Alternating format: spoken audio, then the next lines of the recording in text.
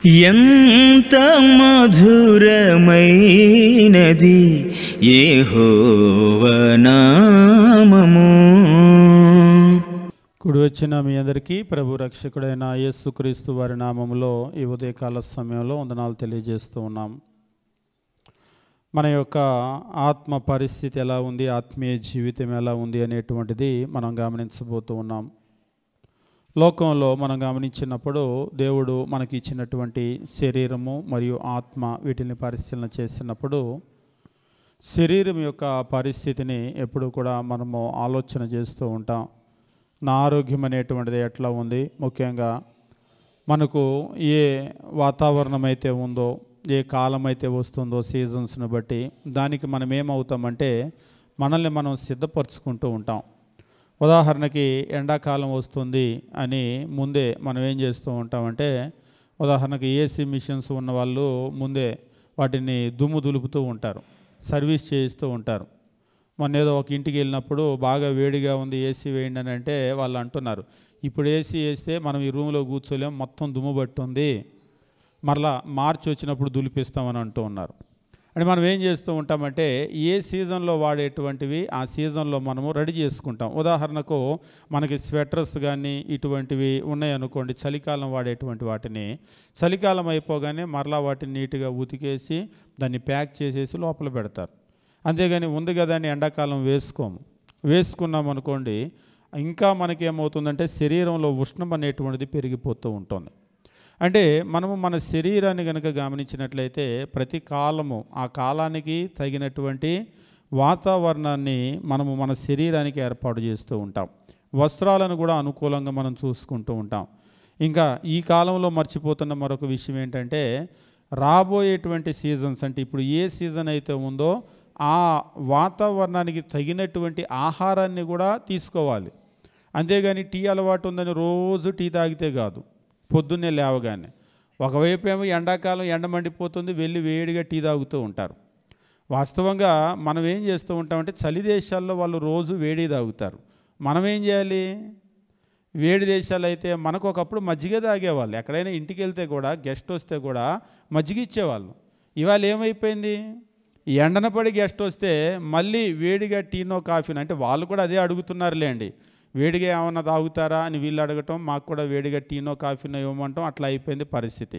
కానీ మనం ఏం చేస్తూ ఉంటే వాస్తవంగా ఆరోగ్యం మనకు కావాలి అంటే శరీరానికి అనుకూలంగా మనము చుట్టూ ఉన్నటువంటి వాతావరణాన్ని ఏర్పాటు చేసుకోవటము, వస్త్రాలు ఏర్పాటు చేసుకోవటము, అనుకూలమైనటువంటి ఆహారాన్ని ఏర్పాటు చేసుకోవటం మనం చూస్తూ ఉంటాం.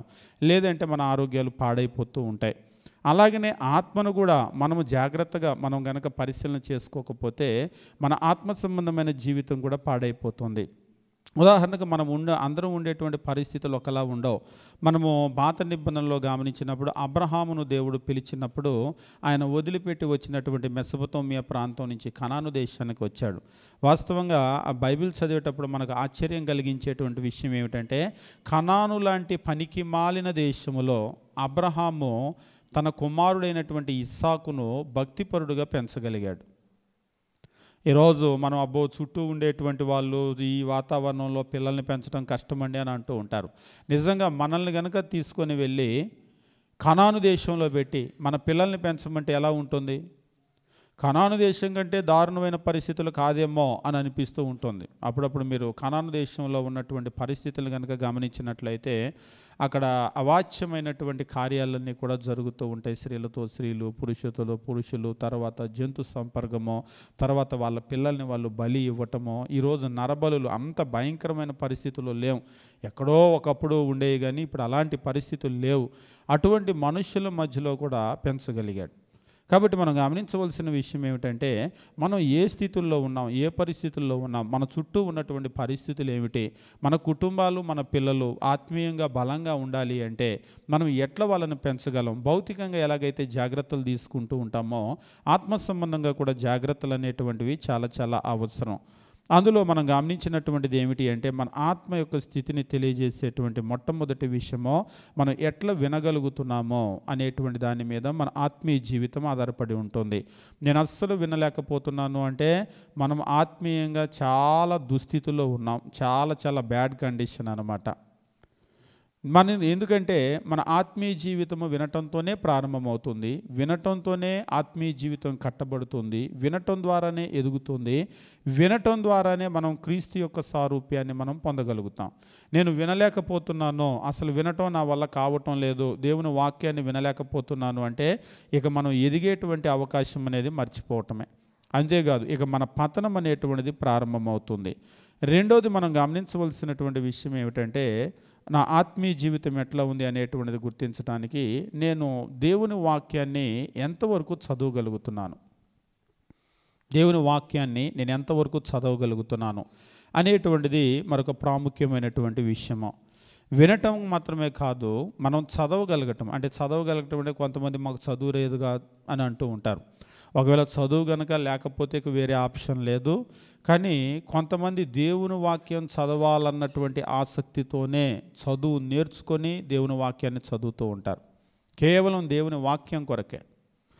అసలు అక్షరాలు కూడబలుకొని కూడా చదవటం రానటువంటి వాళ్ళు దేవుని వాక్యం చదవాలి అన్నటువంటి ఆసక్తితో ఈరోజు మీరు చూడండి, మన దేశంలో కూడా ఫ్రెంచ్ నేర్చుకుంటూ ఉంటారు, మన దేశంలో కూడా స్పానిష్ నేర్చుకుంటూ ఉంటారు. అంటే ఆ దేశాలు వెళ్తే అక్కడ ఉపయోగపడితే అని ఇప్పటి నుంచే నేర్చుకుంటారు. భాష పెద్ద కష్టమేం కాదు నేర్చుకోవాలంటే. వయసు అయిపోయిన తర్వాత కూడా వయోజన విద్య అని ఆ రోజుల్లో పెట్టి వయసు అయిపోయిన వాళ్ళకు కూడా నేర్పేవాళ్ళు. కాబట్టి మనం నేర్చుకోవాలి అని కనుక అనుకున్నట్లయితే మనకు కష్టం కాదు. ఒకే ఒక మాట మాకు చదువు లేదుగా అని అంటారు. కాబట్టి దేవుని వాక్యం చదవటం అనేది చాలా ప్రాముఖ్యమైనటువంటి విషయం. మనం క్రొత్త నిబంధన చదివేటప్పుడు అనేక సందర్భాలలో ప్రభు అయినటువంటి యేసు ఒక మాటను పదే పదే ఆయన అడగటాన్ని మనం చూస్తూ ఉంటాం. ఉదాహరణకు మత్తయి సువార్త మనం గమనించేటప్పుడు క్రీస్తు ప్రభు ఈ రీతిగా తెలియజేస్తూ ఉంటాడు. 12వ అధ్యాయము మత్తయి సువార్త 12వ అధ్యాయం మనం గమనించినప్పుడు 1వ వచనం నుంచి, ఆ కాలమందు యేసు విశ్రాంతి దినమున పంట చేలలో పడి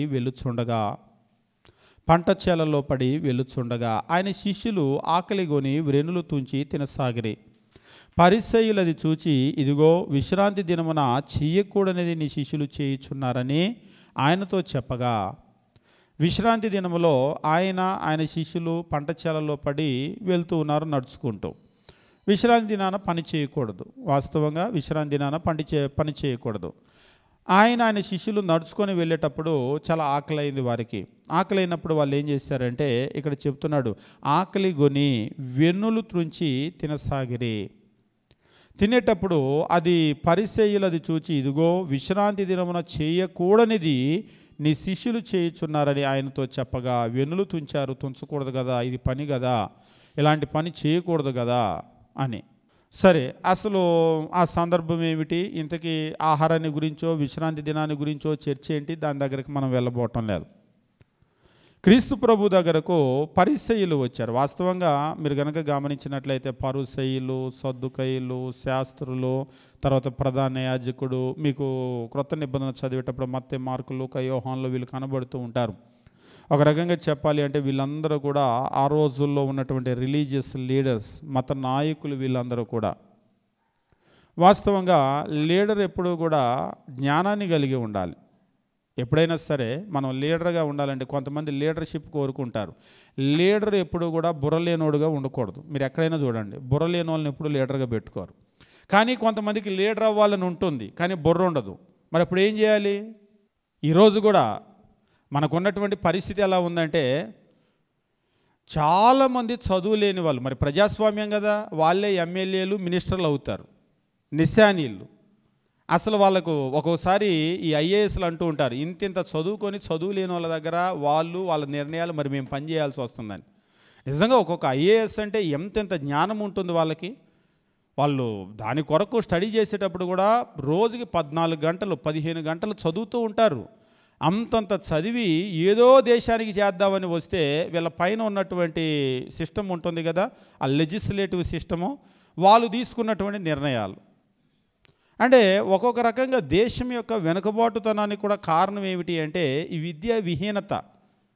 మరి ప్రజలందరూ కూడా చదువుకోవాలని కోరుకునే వాళ్ళు, మరి నాయకులు ఎంత చదువుకొని ఉండాలి, వాళ్ళకి ఎంత జ్ఞానం ఉండాలి? జ్ఞానం కలిగినటువంటి వారు ఎప్పుడు కూడా లీడర్గా ఉన్నట్లయితే, ఆ లీడర్గా ఉన్నటువంటి వాళ్ళు లీడర్స్ ఏం చేస్తూ ఉంటారంటే లీడ్ చేస్తూ ఉంటారు. వాళ్ళకి జ్ఞానం ఉంటే ప్రజలందరినీ జ్ఞానం వైపు లీడ్ చేస్తారు. వాళ్ళకి బుర్ర లేకపోతే ఒక్కోసారి కొంతమంది కొన్ని చర్చలు చేస్తూ ఉంటారు, భారతదేశానికి స్వతంత్రం వచ్చి ఇంతకాలమైనా కానీ ఇలా ఎందుకు ఉంది అని. ఎందుకు ఉందంటే మనల్ని నడిపించేటువంటి నాయకుల వల్ల ఉంది. మీరు ఎప్పుడైనా సరే ఏ సిస్టమ్ అయినా మీరు గమనించండి, ఇప్పుడు కాదు, మీరు పాత కాలంలో కూడా వెళ్ళి వెనక్కి కూడా పరిశీలన చేసేటప్పుడు రాజులు ఆ కాలంలో కూడా, నేను కొంతకాలం క్రితం ఇది స్టడీ చేసేటప్పుడు తమిళనాడు రాష్ట్రంలో ఉన్నటువంటి వాటర్ సిస్టమ్ గురించి బయట దేశాల నుంచి వచ్చి వాళ్ళు దాని మీద రీసెర్చ్ చేస్తూ ఉన్నారు.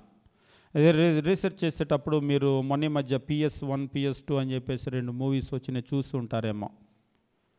పొన్నియిన్ సెల్వం అని చెప్పేసి, సెల్వన్ అని చెప్పేసి ఆ మూవీస్ మీరు చూసినప్పుడు అందులో ఆ చోళ రాజుల పరిపాలన గురించి తెలియజేస్తూ ఉంటారు. అందులో ఈరోజు మనం ఏదో ఇరిగేషన్ అని అంటూ ఉన్నాం కదా, ఆ రోజుల్లో చోళులు పరిపాలన చేసినప్పుడు వాటరు సిస్టమ్ అంతా కూడా ఆ రోజుల్లో కట్టినటువంటిది తమిళనాడు. అంటే తమిళనాడు అంటే మనం కూడా ఆంధ్ర తమిళనాడు 2 కూడా కలిపే ఉండేది. ఇదంతా పరిపాలన చేసేవారు. వాళ్ళు ఏం చేసేవాళ్ళంటే వచ్చినటువంటి నదులన్నిటినీ కూడా ఇలాగ పాయలు పాయలు పాయలు పాయలు చేసి, అంటే వాస్తవంగా సముద్రానికి ఇలా వెళ్ళిపోతుంది అది, అట్లా సముద్రంలోకి వెళ్ళనివ్వకుండా ఆ రోజుల్లో వాళ్ళు ఇలా దాన్ని ఏం చేసేవాళ్ళంటే పాయలు పాయలు పాయలుగా విడగొట్టేసేవాళ్ళు. మీరు తమిళనాడు ఎక్కడైనా సరే వెళ్ళి చూస్తే ఆ విడగొట్టినటువంటిది ఏంటంటే భూమి మొత్తం కూడా పారేటట్లుగా చేసేవాళ్ళు. మరలా దాన్ని ఏం చేసేవాళ్ళంటే అక్కడక్కడ అడ్డుకట్టలు కట్టేవాళ్ళు, ఆనకట్టలు అని ఉంటూ ఉంటాం కదా, అలా కట్టేసేవాళ్ళు. ఇలా కట్టేస్తే ఏమవుతుందంటే దీని పైనుంచి నీళ్లు పారాలి, అంటే వాటర్ అనేటువంటిది స్టోర్ అవుతుంది. ఈ వాటర్ అనేటువంటిది భూమిలో ఇంకిపోతుంది. అలాగేం చేసేవాళ్ళంటే కట్టినటువంటిది వాళ్ళు రీసెర్చ్ చేస్తూ ఉంటే నిజంగా అలా కట్టడం వల్ల ఏమైందంటే భూమి లోపల అంతటికీ కూడా వాటర్ ఇంకిపోయి ఎక్కడ చూసినా భూగర్భ జలాలు ఉండే. అందుకనే పచ్చగా ఉండేది ఈ ప్రాంతం అంతా. వాస్తవంగా మీరు నార్త్తో కనుక పోల్చినట్లయితే సౌత్ చాలా పచ్చగా ఉంటుంది. అందుకనే సౌత్ దగ్గరికి చాలామంది వస్తూ ఉంటారు. కానీ ఇప్పుడు ఏమైపోయిందంటే ఇంత చదువుకొని ఇంత డెవలప్ అయిపోయి వాటన్నింటినీ చెత్తేసి నింపేశారు, ఆ వెళ్ళేటువంటి సిస్టమ్ అంతా కూడా. దాంతో ఏమైపోయిందంటే భూగర్భ జలాలు లేకుండా ఒకప్పుడు దక్షిణ తమిళనాడు అంటే చాలా పచ్చగా సుభిక్షంగా ఉండే ప్రాంతం ఇప్పుడు డ్రై ఏరియా అయిపోయింది. అంటే ఇందులో తెలియజేయాలనుకున్నటువంటి విషయం ఏమిటి అంటే ఆ రోజుల్లో పరిపాలన చేసేటువంటి వాళ్ళు అంత జ్ఞానంగా ఆలోచన చేయగలిగారు కాబట్టి ఆ రోజుల్లో ప్రజలు వాళ్ళ జీవనానికి కావలసినటువంటి లోటు లేని పరిస్థితులనే ఉన్నాయి. ఈరోజు కూడా మీరు ఆత్మీయంగానే కాదు భౌతికంగా అయినా సరే ఎక్కడైనా సరే ప్రజలు అభివృద్ధి చెందాలి, ప్రజలు బాగుండాలి అంటే జ్ఞానం చాలా ముఖ్యం. ఈ జ్ఞానం ఎక్కడి నుంచి వస్తుందంటే చదవాలి చదవాలి చదవాలి. మీరు కొన్ని దేశాల్లో బుక్ రీడింగ్ అనేటువంటిది చాలా బాగా వాళ్ళు ప్రోత్సహిస్తూ ఉంటారు, పిల్లల్ని చదవమని. బుక్ రీడింగ్, బుక్స్ కొనిస్తూ ఉంటారు, తల్లిదండ్రులు పుస్తకాలు కొనిస్తూ ఉంటారు. మనకి ఒక కవి కూడా చెప్తూ ఉంటాడు, చిరిగిన చొక్కా అయినా కొనుక్కో, ఒక మంచి పుస్తకం కొనుక్కో అని. కానీ మనం మంచి చొక్కానే కొనుక్కుంటాం, అవసరమైతే పుస్తకం లేకుండా ఉంటాం. ఇవాళ కూడా మీరు కాలేజీకి వెళ్ళే వాళ్ళని చూడండి, రకరకాలైన బట్టలు వేస్తారు, కానీ పుస్తకాలు కొనుక్కోమంటే మంచి పుస్తకాలు కొనుక్కోరు. ఈవెన్ సిలబస్ పుస్తకాలు కొనిచ్చినవి కూడా తప్పక సిలబస్ పుస్తకాలు కొనుక్కొని వాటిని చదవరు, పరీక్షల కొరకు చదువుతూ ఉంటాం. జ్ఞానం కొరకు చదివేటువంటి పరిస్థితులు లేవు. అలాగా ప్రోత్సాహం కూడా మన దేశంలో అది అసలు లేదని చెప్పం, కానీ చాలా తక్కువగా ఉంటుంది. కానీ దేవుని వాక్యం ఇక్కడ తెలియజేస్తూ ఉన్నాడు. ఈ రిలీజియస్ లీడర్స్ పరిస్థితి ఎట్లా ఉందంటే ఇప్పుడు నేను చెప్పిందంతా కూడా ఎట్లా ఉందో ఈ రిలీజియస్ లీడర్స్ పరిస్థితి, పరిసయ్యుల యొక్క పరిస్థితి కూడా అట్లనే ఉంది. వాళ్ళు వచ్చి అడుగుతున్నారు క్రీస్తు ప్రభుని. 2వ వచనం, పరిసయ్యులు అది చూచి ఇదిగో విశ్రాంతి దినమున చేయకూడని నీ శిష్యులు చేయుచున్నారని ఆయనతో చెప్పగా 3వ వచనం, ఆయన వారితో ఇట్లనెనో తానును తనతో కూడా ఉన్నవారును ఆకలి కొని ఉండగా దావీదు చేసిన దానిని గూర్చి మీరు చదవలేదా? Have you not read? క్రీస్తు ప్రభు అడుగుతూ ఉంటాడు, have you not read what David did when he was hungry, he and those who were with him? Have you not read? మీరు చదవలేదా? ఆ నాయకులు చూసి అంటున్నాడు, దావీదు ఏం చేశాడో, దావీదు తనతో కూడా ఉన్నటువంటి వాళ్ళు ఆకలి కొని ఉన్నప్పుడు ఏం చేశారో మీకు చదవలేదా అని అంటే ఒకసారి ఒక ఆయన అంటున్నాడు, చదివిన ముఖాలు అయితే అట్టెందుకు అడుగుతారు ప్రశ్న అని. నిజంగానే చదవలేదా అంటే చదవలేదు. ఒకవేళ చదివారేమో గుర్తులేదు. ఎక్కువ మందికి మనకుండే సమస్య ఏంటంటే మనం ఏదో పుణ్యం వచ్చిద్దని చదువుతాం. కొంతమంది నిజంగా మీరు నమ్మినా నమ్మకపోయినా ఈరోజు కొందరు బైబిల్ ఎట్లా చదువుతారంటే పొద్దున్నే ఒక అధ్యాయం చదువుతారు, రాత్రి ఒక అధ్యాయం చదువుతారు. ఎందుకంటే అలా చదివితే పుణ్యం వచ్చిద్దని, కలిసి వచ్చిద్దని నమ్మేవాళ్ళు ఉన్నారు బైబిల్ని చదవటం వల్ల. మీరు లోకంలో కనుక చూసినట్లయితే రాస్తూ ఉంటారు. అలా రాయటం వల్ల పుణ్యం వచ్చిందని వాళ్ళు నమ్ముతారు. నేను ఒకసారి మెడ్రాసు ట్రైన్లో వెళ్తూ ఉంటే మా సీటు పక్కన కూర్చున్నటువంటి వాళ్ళు భార్యాభర్తలు వృద్ధులు. ఆమె ఇందులో ఇది డ్రమ్ లాంటిది, అంటే డమరుకం అంటూ ఉంటారు కదా, అట్లాంటిది ఒక డప్పు లాంటిది ఏదో ఉంది. దాన్ని ఏం చేస్తుందంటే అలా నొక్కుతూ ఉంటే ఇక్కడ పైన కౌంట్ పడుతూ ఉంది. ఎన్నిసార్లు నొక్కిందో, ఎన్నిసార్లు నొక్కితే అది అంత పుణ్యం అంట. అది ఏదో ఒక దేవుడి పేరు చెప్పారు, నేను చెప్పను. ఆ దేవుని యొక్క ఆ డమరకం లాంటిదంట. దాన్ని నొక్కితే మనకు పుణ్యం వచ్చిద్దంట. ఈ యాప్ తయారు చేసినోడు ఎవడో కానీ ఆ ట్రైన్లో ఎవరిని పట్టించుకోవాలో పక్కన ఉన్న భర్తను కూడా పట్టించుకోవట్లేదు, నొక్కుతూ ఉంది.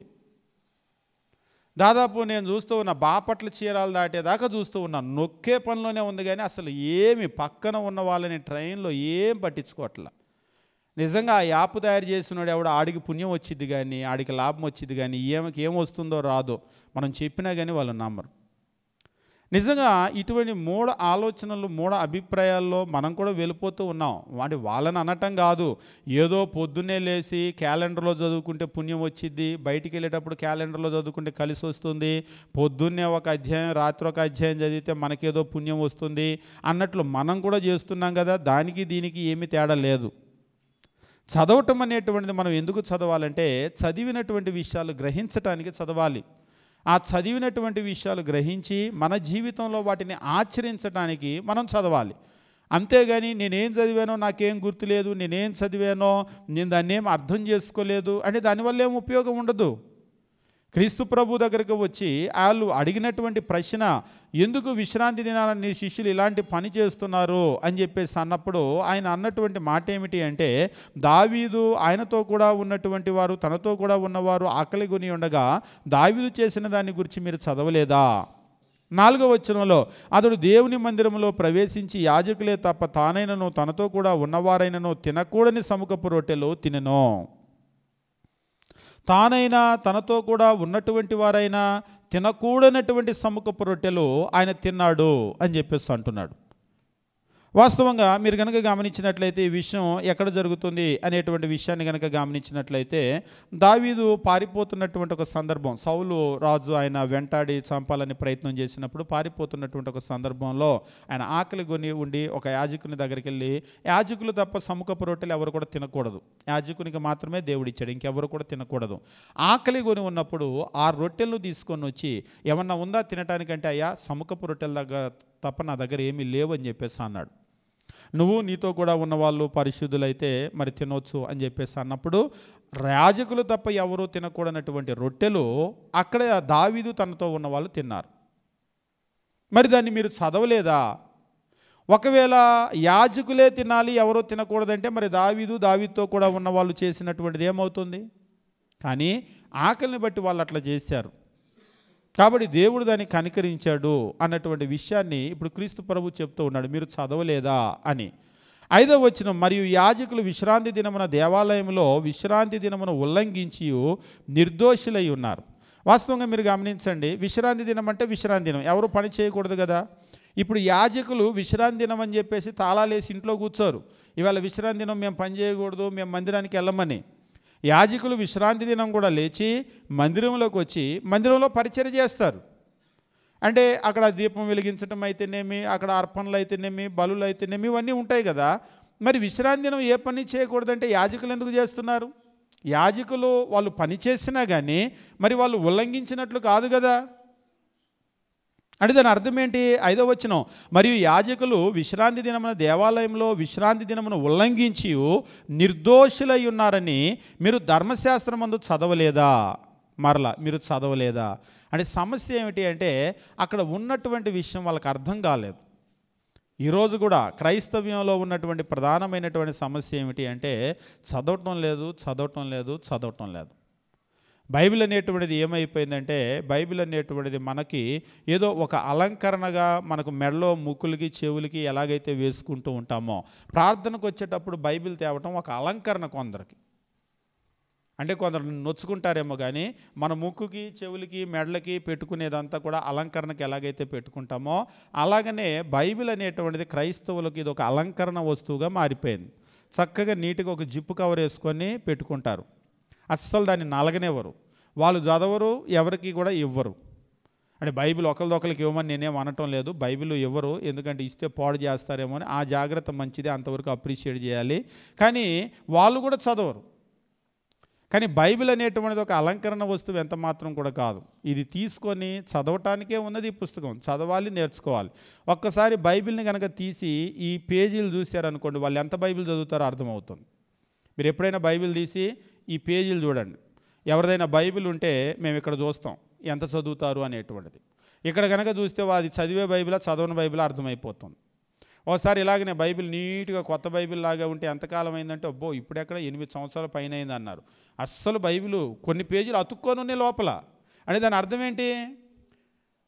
ఇంతవరకు ఆ పేజీ 8 సంవత్సరాల్లో ఒకసారన్నా ఓపెన్ చేయలేదని. అందుకే కొంతమంది ఏం చేస్తారంటే కొత్త పుస్తకం కొనగానే ఒక్కొక్క పేజీ తిప్పి అతుక్కొని అని తీసేస్తారు.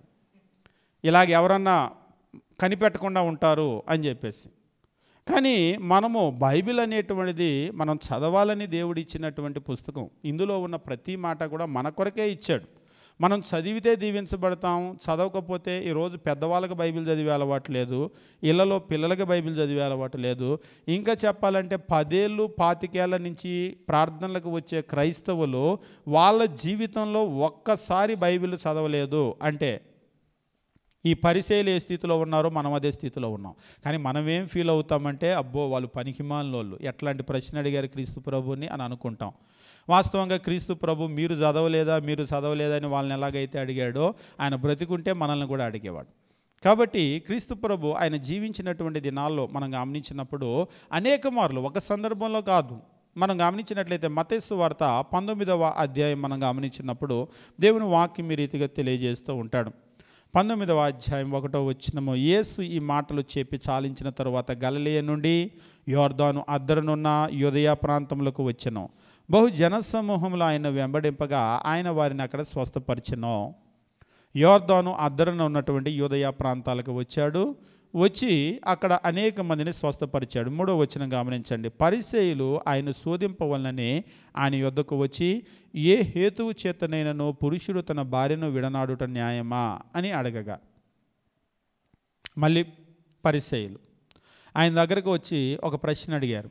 కారణం ఏదైనా కావచ్చు, ఏ హేతువు చేతైనా కావచ్చు, ఏ హేతువు చేతైనా పురుషుడు తన భార్యను విడనాడుట న్యాయమా అని అడిగాడు. న్యాయం అంటే న్యాయమో అన్యాయమో అట్లా చెప్పలేదు ఆయన, ఎస్ఆర్నో అట్లా చెప్పలేదు.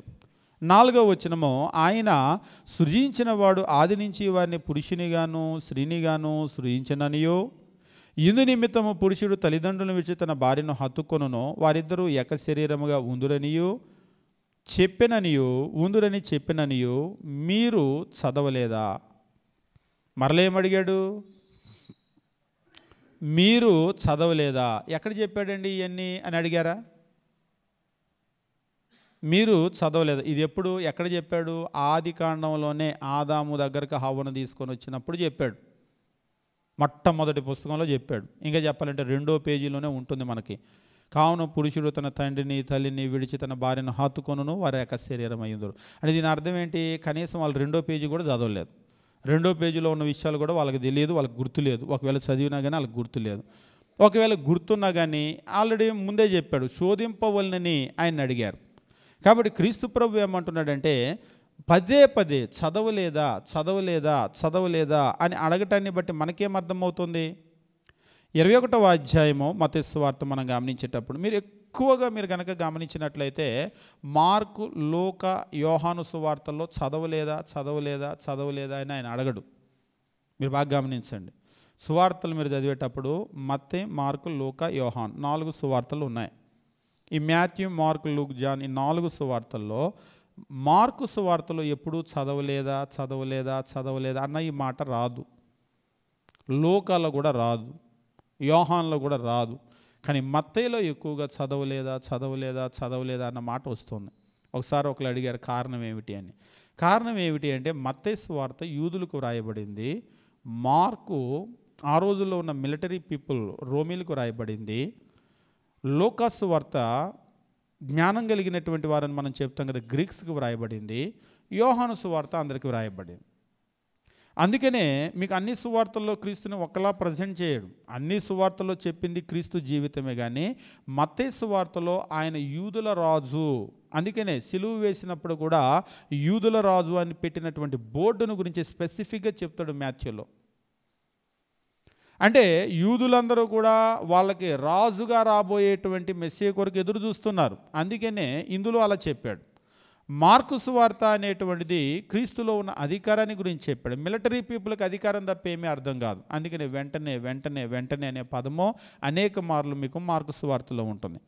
ఇక లూకా సువార్త గ్రీక్స్కి జ్ఞానం తప్ప ఇంకేం అవసరం లేదు. డబ్బు కంటే కూడా వాళ్ళు జ్ఞానానికి ఎక్కువ విలువిస్తారు. అందుకనే ఎక్కువ ఉపమానాలు మీకు లోకాలోనే ఉంటాయి. లోకాలో చెప్పిన ఉపమానాలు మరెక్కడా కూడా కనబడవు. ఉదాహరణకు తప్పిపోయిన కుమారుడు మీకు ఎక్కడా కనబడదు, లోకాల్లోనే కనబడుతుంది. మంచి సమరయుని గురించి చెప్పింది లోకాల్లోనే కనబడుతుంది. ఇంకా అనేకమైనటువంటి విషయాలు లోకాలో కనబడి ఎక్కడా కనబడవు. కారణం ఏమిటి అంటే వాళ్ళకి జ్ఞానమే కావాలి. ఇక యోహాను సువార్తను కనుక మీరు గమనించినట్లయితే క్రీస్తు ప్రభు పుట్టుకను గురించి పెద్దగా ఏం చెప్పడు అక్కడ.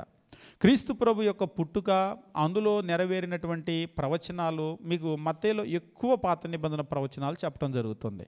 కారణం ఏమిటి అంటే ఇది యూదులకు వ్రాయబడింది. అంటే యూదులు అంటే దేవుని పిల్లలు. వాళ్ళు పాత నిబంధనలు అబ్రహాము దగ్గర వాళ్ళని ఎంపిక చేసుకున్నాడు. తర్వాత వాళ్ళకి వాగ్దాన దేశాన్ని ఇచ్చాడు. మోషే ద్వారా ధర్మశాస్త్రం ఇచ్చాడు. ఇచ్చి వాళ్ళు చదవాలి అని ఆయన ఎదురు చూస్తున్నాడు. అందుకనే యూదులు ఎదుట ఉన్నటువంటి వాళ్ళు యూదులు కాబట్టి క్రీస్తు ప్రభు ఏమడుగుతున్నాడంటే మీరు చదవలేదా చదవలేదా చదవలేదా అని అడుగుతున్నాడు. ఈరోజు క్రైస్తవులు కూడా అది అప్లికబుల్ అనమాట. ఆయన కనుక బ్రతికుంటే మనల్ని ఏమడిగేవాడంటే మీరు చదవలేదా మీరు చదవలేదా మీరు చదవలేదా అని మనల్ని కూడా పదే పదే పదే ఆయన అడిగేవాడు. ఈరోజు అంటే నేనేమి స్పెసిఫిక్గా ప్రతి ఒక్కరిని ప్రశ్నించను, కానీ పేరు పెట్టి మీరు చదువుతున్నారా అని మీరే ఒక ప్రశ్న వేసుకోండి. అసలు రోజుకి ఉన్న 24 గంటల్లో నేను ఎన్ని గంటలు దేవుని వాక్యాన్ని చదివేవాడిగా ఉన్నాను? ఎన్ని గంటలు నేను దేవుని వాక్యాన్ని చదువుతాను? ఒక ప్రశ్న కనుక వేసుకున్నారనుకోండి, 24 గంటల్లో 1 గంట వస్తుందా? పోనీ ప్రశ్న మరొక రకంగా వేసుకోండి, రోజుకున్న 24 గంటల్లో ఎన్ని గంటలు నేను టీవీ చూస్తాను? ఈ ప్రశ్న వేసుకున్నారనుకోండి. ఇప్పుడు అంటే దేవుని వాక్యం కంటే కూడా మనం ఎక్కడ ఎక్కువగా గడుపుతాము అంటే, ఒకవేళ మనకి పొద్దున లేచిన దగ్గర నుంచి కాలకృత్యాలు తీర్చుకోవటమో, లేకపోతే మనము ఆ తర్వాత రెడీ అవ్వటమో, మనము టిఫిన్ చేయటమో, లేకపోతే వండుకొని తినేటువంటి టైం ఉందనుకోండి. మనం వండుకోవటానికి తినటానికి ఎంత టైం మనము వెచ్చిస్తున్నాం ఒక రోజు కంటే? ఈ వండుకొని తినటానికి, ఈ శరీరానికి కావలసినటువంటి వీటిని సమకూర్చుకోవటానికి ఒక చదువు, ఉద్యోగమో, వ్యాపారమో, సంపాదన, దీని కొరకు ఎంతసేపు మనం కేటాయిస్తున్నామంటే దాదాపు ఒక మనిషికి ఉండేటువంటి తన జీవిత కాలము మీరు కనుక గమనించినట్లయితే ఈ ఆదివారం వచ్చే 2 గంటల ఆరాధన కార్యక్రమాలను తీసేస్తే ఈ 2 గంటల ఆరాధన కార్యక్రమంలో కూడా చివరిలో అంటే చివరిదాకా ఉంటారు, వెళ్ళిపోతే మళ్ళీ చూసి గుర్తుపడతారని. వచ్చేటప్పుడు మాత్రం లేటుగానే వస్తూ ఉంటాం. ఎంత చెప్పండి, ఇంకా లేటుగానే వస్తూ ఉంటాం. ఇప్పుడు కొద్దిగా పర్వాలేదు, నేను టైం చూస్తూ ఉన్నాను. ఒక్కొక్కరు వచ్చినప్పుడు కొందరు 7 గంటల 6 నిమిషాలకు వచ్చారు, కొందరు 7 గంటల 14 నిమిషాలకి 16 నిమిషాలకి, అంటే స్టిల్ ఇంకా 7 నిమిషాలు లేటు, 14 నిమిషాలు లేటు, 16 నిమిషాలు లేటు చూస్తూ ఉన్నాను. అంటే వాళ్ళు మనం చెప్పామని కాదు, కానీ దేవుడు అంటే ఎంత డిసిప్లైన్డ్గా ఉన్నారనేటువంటిది అక్కడ అర్థమవుతూ ఉంటుంది. అంటే మన ఆత్మీయ పరిస్థితి ఎట్లా ఉంది అనేటువంటిది అర్థమవుతూ ఉంటుంది. నిజంగా వారానికి వచ్చేదే ఒకరోజు, ఆ ఒక్కరోజు ఒక 2 గంటలు, ఈ 2 గంటల్ని మినహాయించి మిగిలిన 6 రోజుల్లో కనుక మీరు చూసినట్లయితే మనకు దైవ చింతనే ఉండదు, దేవుణ్ణి గురించిన కార్యాలను చింతించే పరిస్థితి లేదు. ఇంకా మనం కనుక చూసినట్లయితే పరిసయ్యుల పరిస్థితి చాలా పర్వాలేదని అనుకోవాలి. కనీసం ఒక ప్రశ్న వేయటానికైనా సరే వాళ్ళకు కొంత వాక్యం తెలుసు. ఈరోజు మనకైతే నిజంగా ప్రశ్నించాలంటే చాలా దేవుని వాక్యం తెలియాలి తెలుసా. దేవుని వాక్యంలో ఒక ప్రశ్న వేయాలి అంటే మేము అందుకే ఎప్పుడు కూడా ప్రశ్న వేసే వాళ్ళని మొదట అప్రిషియేట్ చేస్తాం. ఎందుకు అప్రిషియేట్ చేస్తామంటే ప్రశ్న అడిగారు అంటే ఖచ్చితంగా వాళ్ళు ఏమీ తెలియని స్థితిలో లేరు.